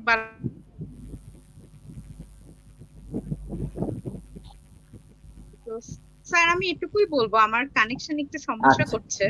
হ্যাঁ, আচ্ছা, ওকে ওকে ওকে, ধন্যবাদ। কেয়া, বলো জুনিয়রদের উদ্দেশ্যে কি বলবা তুমি? স্যার, যেহেতু আমি নিজে আন্ডার গ্রাজুয়েটের স্টুডেন্ট, সো আমি পোস্ট গ্রাজুয়েটের ব্যাপারে বেশি কিছু বলতে পারবো না। তবে আন্ডার গ্রাজুয়েটের ব্যাপারে আমি তাহিয়া আপুর কথাটাই বলবো যে ইউরোপের কান্ট্রি গুলোতে কখনোই 100% স্কলারশিপ আন্ডার গ্রাজুয়েটে দেবে না। সেক্ষেত্রে যেহেতু আমাদের আশেপাশের কান্ট্রি লাইক তুর্কি, মালয়েশিয়া, চায়না, তারপরে ইন্ডিয়া, এগুলোতে অ্যাপ্লাই করতে, তবে সেক্ষেত্রে আমি অবশ্যই বলবো কোনো এজেন্সির মাধ্যমে বা কোনো প্রাইভেট ইউনিভার্সিটিতে স্কলারশিপে পড়াবে এগুলোর উপরে বিশ্বাস না করতে। কারণ সেক্ষেত্রে আমি বলবো কিছু কিছু ভার্সিটি, আমি বাহিরের গুলো জানি না, ইন্ডিয়ার ক্ষেত্রে ওগুলো থেকে পড়ার চাইতে দেশে বসে পড়াশোনা করা অনেক বেটার, কারণ সব ভার্সিটির কোয়ালিটি তো সেম হয় না। সেক্ষেত্রে আমি অবশ্যই বলবো গভর্নমেন্ট স্কলারশিপের জন্য ট্রাই করা। এটা খুব যে ডিফিকাল্ট সেটা না। আপু যেটা বললো একটা প্লাস পয়েন্ট হিসেবে হচ্ছে একটা ইংলিশের ভালো সার্টিফিকেট লাইক আইএলস বা স্যাট বা জিআরই যেটাই হোক, এটা একটা রাখলে পরে যে কোনো ভালো স্কলারশিপ হয়ে যায়, যেটা দিয়ে আমার টিউশন ফিস, হস্টেল ফিস সব ইজিলি ক্যারি করা পসিবল। অ্যান্ড গভর্নমেন্ট স্কলারশিপের মাধ্যমে ট্রাই করে এইসব দেশে যাওয়ার জন্য আমি বলবো, কারণ এইসব দেশে ফরেন স্টুডেন্টদের জন্য টিউশন ফিসটা অনেক হিউজ হয়। নর্মালি যারা এজেন্সির মাধ্যমে যায় ওরা বলে নিয়ে যায় যে ওইখানে যে পার্ট টাইম জব করে তুমি সব করে ফেলতে পারবা, কিন্তু আমরা নিজেরা যারা আছি তারা আমরা খুব ভালো করে বুঝতে পারি যে আন্ডার গ্রাজুয়েটে পড়ার পরে মানে এক সেকেন্ড দম ফালানোর টাইম নেই যে আমি আমার পড়াশোনা বাদ দিয়ে যে আমি পার্ট টাইম জব করব তারপরে ক্যারি করব। কারণ এটা ইউরোপ না। ইউরোপে যেরকম স্টুডেন্টদের জন্য জব করার ফ্যাসিলিটিস থাকে, আমাদের এই আশেপাশের দেশগুলোতে কিন্তু সেরকম ফ্যাসিলিটিস থাকে না, স্পেশালি আন্ডার গ্রাজুয়েট স্টুডেন্টদের জন্য। কারণ আমাদের ল্যাঙ্গুয়েজ ব্যারিয়ার থাকে, আমাদের পড়াশোনার সার্টিফিকেট থাকে না সেরকম ভালো। তো সেই দিকে বলবো যারা জুনিয়ররা প্রিপারেশন নিতে চায় তারা আগে থেকে ডিটারমাইন হয়ে যাক, এবং সেক্ষেত্রে তারা এইচএসসির পরে যে গ্যাপটা, সেক্ষেত্রে তারা আইএলটিএস এর কোর্স বা যে কোনো একটা ইংলিশ প্রফিসিয়েন্সি কোর্স করে নিতে পারে, এবং তারপরে গভর্নমেন্ট স্কলারশিপের টাইম ডেট এগুলো দেখে ঠিকমতো অ্যাপ্লাই করে গভর্নমেন্টের থ্রুতে আসার জন্য। ধন্যবাদ। অনেক ধন্যবাদ, অনেক চমৎকার কথা বলেছে। আমরা একদম শেষ বক্তা আমাদের শ্রাবণী জুনিয়রদের উদ্দেশ্যে তুমি কি বলবা? ফার্স্টলি স্যার আমি একটা জিনিস বলবো যেটা অনেক ইম্পর্টেন্ট, সেটা হচ্ছে যে নিজের মধ্যে নিজেকে চিনতে পারা। সেটা হচ্ছে যে আমি কি করতে যাচ্ছি। আমি বিদেশ যাচ্ছি মানে এই না যে আমি বিদেশ যাব, বিদেশ ঘুরবো বা একটা ছবি তুলে ফেসবুকে দেবো, ফ্রেন্ডরা দেখবে এবং মনে করবে যে বা আমি কোথায় চলে আসছি। এই কাজ করার জন্য তোমাকে বিদেশে পাঠানো হয়। তুমি বিদেশ যাচ্ছ মানে তুমি নিজেকে আপগ্রেড করতে যাচ্ছ। তো যত রকমের সুযোগ থাকবে নিজেকে আপগ্রেড করার, এগুলোকে ক্যাপচার করতে হবে এবং নেগেটিভিটিকে নিজে থেকে অনেক দূরে রাখতে হবে। এটা বিদেশে পড়ার কিংবা বিদেশে আন্ডার গ্র্যাডে গেলে, কারণ এটা হচ্ছে অনেক ছোট একটা বয়স, এই বয়সে অনেক কিছু অনেক রকমের ফ্যাসিনেশন কাজ করে। এটা মানে এই না যে তুমি এক্সপিরিয়েন্স করবে না, তুমি এক্সপিরিয়েন্স করবে, তুমি ভালোটা এবং মন্দটা দুটোকে যেন আলাদা করতে জানতে পারো। এই জিনিসটা অনেক বেশি ইম্পর্টেন্ট। আর আরেকটা জিনিস সেটা হচ্ছে যে whatever the language you speak, English is the biggest one, যেটার কারণে তুমি যে কোনো দেশে যে কোনো জায়গাতে খুব ভালো মতো স্মুথলি পার হতে পারবে। কেউ কোনো ভাষা জানে না কিন্তু দুইটা একটা ইংলিশ ওয়ার্ড অবশ্যই জানে। তো আমি বলবো যে সবারই উচিত আগেই নিজের ইংলিশটাকে অনেক ভালো মতো আপগ্রেড করা। কারণ আমাদের বাংলাদেশি অনেক ভালো ভালো স্টুডেন্ট যারা দেখা গিয়েছে বুয়েট থেকে পাশ করে অনেক ভালো জায়গা থেকে একটা ডিগ্রি নিয়ে তারপর পিএইচডি করতে গিয়ে এত বাজে রকমের হিউমিলেশনের শিকার হচ্ছে বিদেশে গিয়ে, যেটা তার বয়সের জন্য অনেক অনুপযোগী। তার একমাত্র কারণ কি, তুমি নিশ্চয়ই অনেক জ্ঞানী, তোমার অনেক ভালো তোমার ট্যালেন্ট, তুমি জাস্ট ইংলিশে কাঁচা দেখে তোমাকে একটা প্লাম্বারের মতো ট্রিট করছে, বাট তুমি তো এই ট্রিটমেন্ট ডিজার্ভ করো না। তো নিজেকে যথেষ্ট ভাবে মানে ডেভেলপ করতে হবে যাতে আমি কারো কাছে ছোট না হই। এই জিনিসটা অনেক ইম্পর্টেন্ট। তার মানে এই না যে তুমি নিজের মধ্যে অহংকার ক্রিয়েট করবা।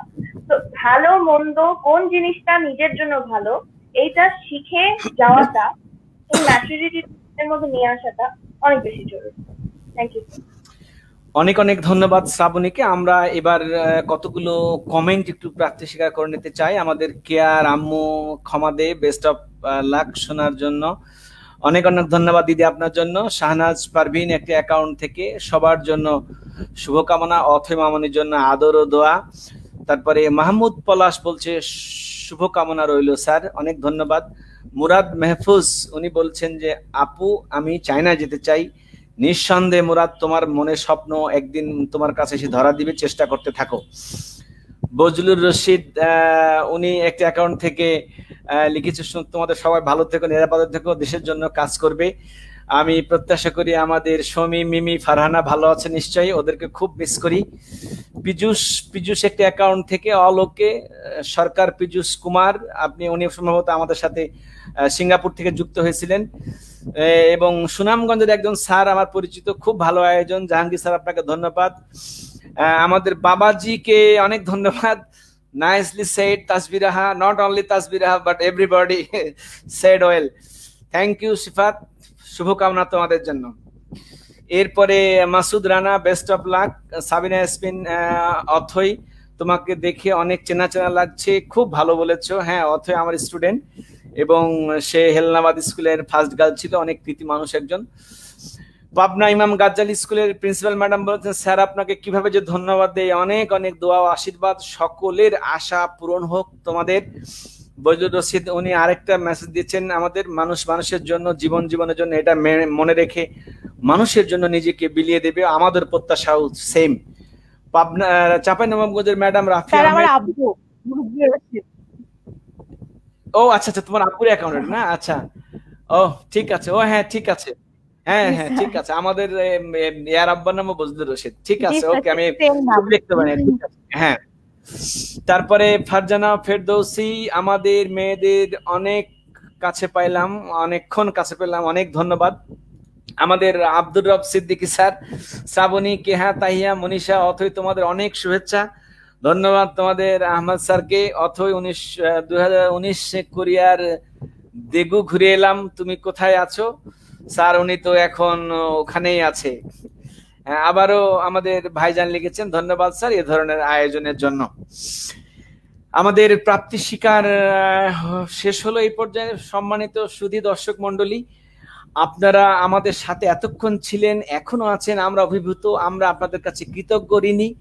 তবে আমি শেষের দিকে আমার ব্যক্তিগত অনুভূতি প্রকাশ করব, কিন্তু কি প্রকাশ করব সেই ভাষা আমার নেই। Already I have lost my language. যে আমার ছোট ছোট সোনামণিরা, যাদেরকে আমরা একেবারে হাতে কলমে পড়াইছি 6 থেকে 10 পর্যন্ত, তারা স্কুল থেকে সেই যে বের হয়ে গেছে, এবং তাদের জ্ঞানের পরিপক্কতা, তাদের দর্শন, তাদের চেতনা, তাদের ভাবনা এবং তাদের আইডিয়াস আমাকে অভিভূত করেছে, এবং তারা এত ম্যাচুরড হয়েছে, আমার এইটা একেবারে আউট অফ থিঙ্ক, আমার চিন্তার জগতের বহু উপরে তারা উঠে গেছে। এবং আমি আজকে সত্যি বিস্মিত, অভিভূত, আমার বুকটা আজকে ভরে গেছে আমাদের সোনামণিদের যে থিঙ্কিং, তাদের যে মানে দর্শন, আমি কি বলবো, সত্যি I have lost my language.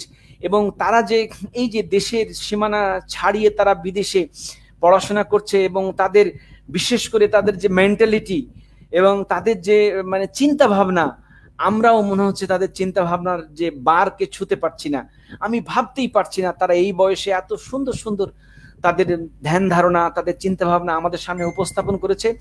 শিক্ষক হিসেবে আমার গর্বে বুকটা ফুলে যাচ্ছে, এবং আমার মনে হচ্ছে আজকে আনন্দের রাতে ঘুমই হবে না, যে এরাই আমাদের সন্তান, এরাই আমাদের ছাত্রী।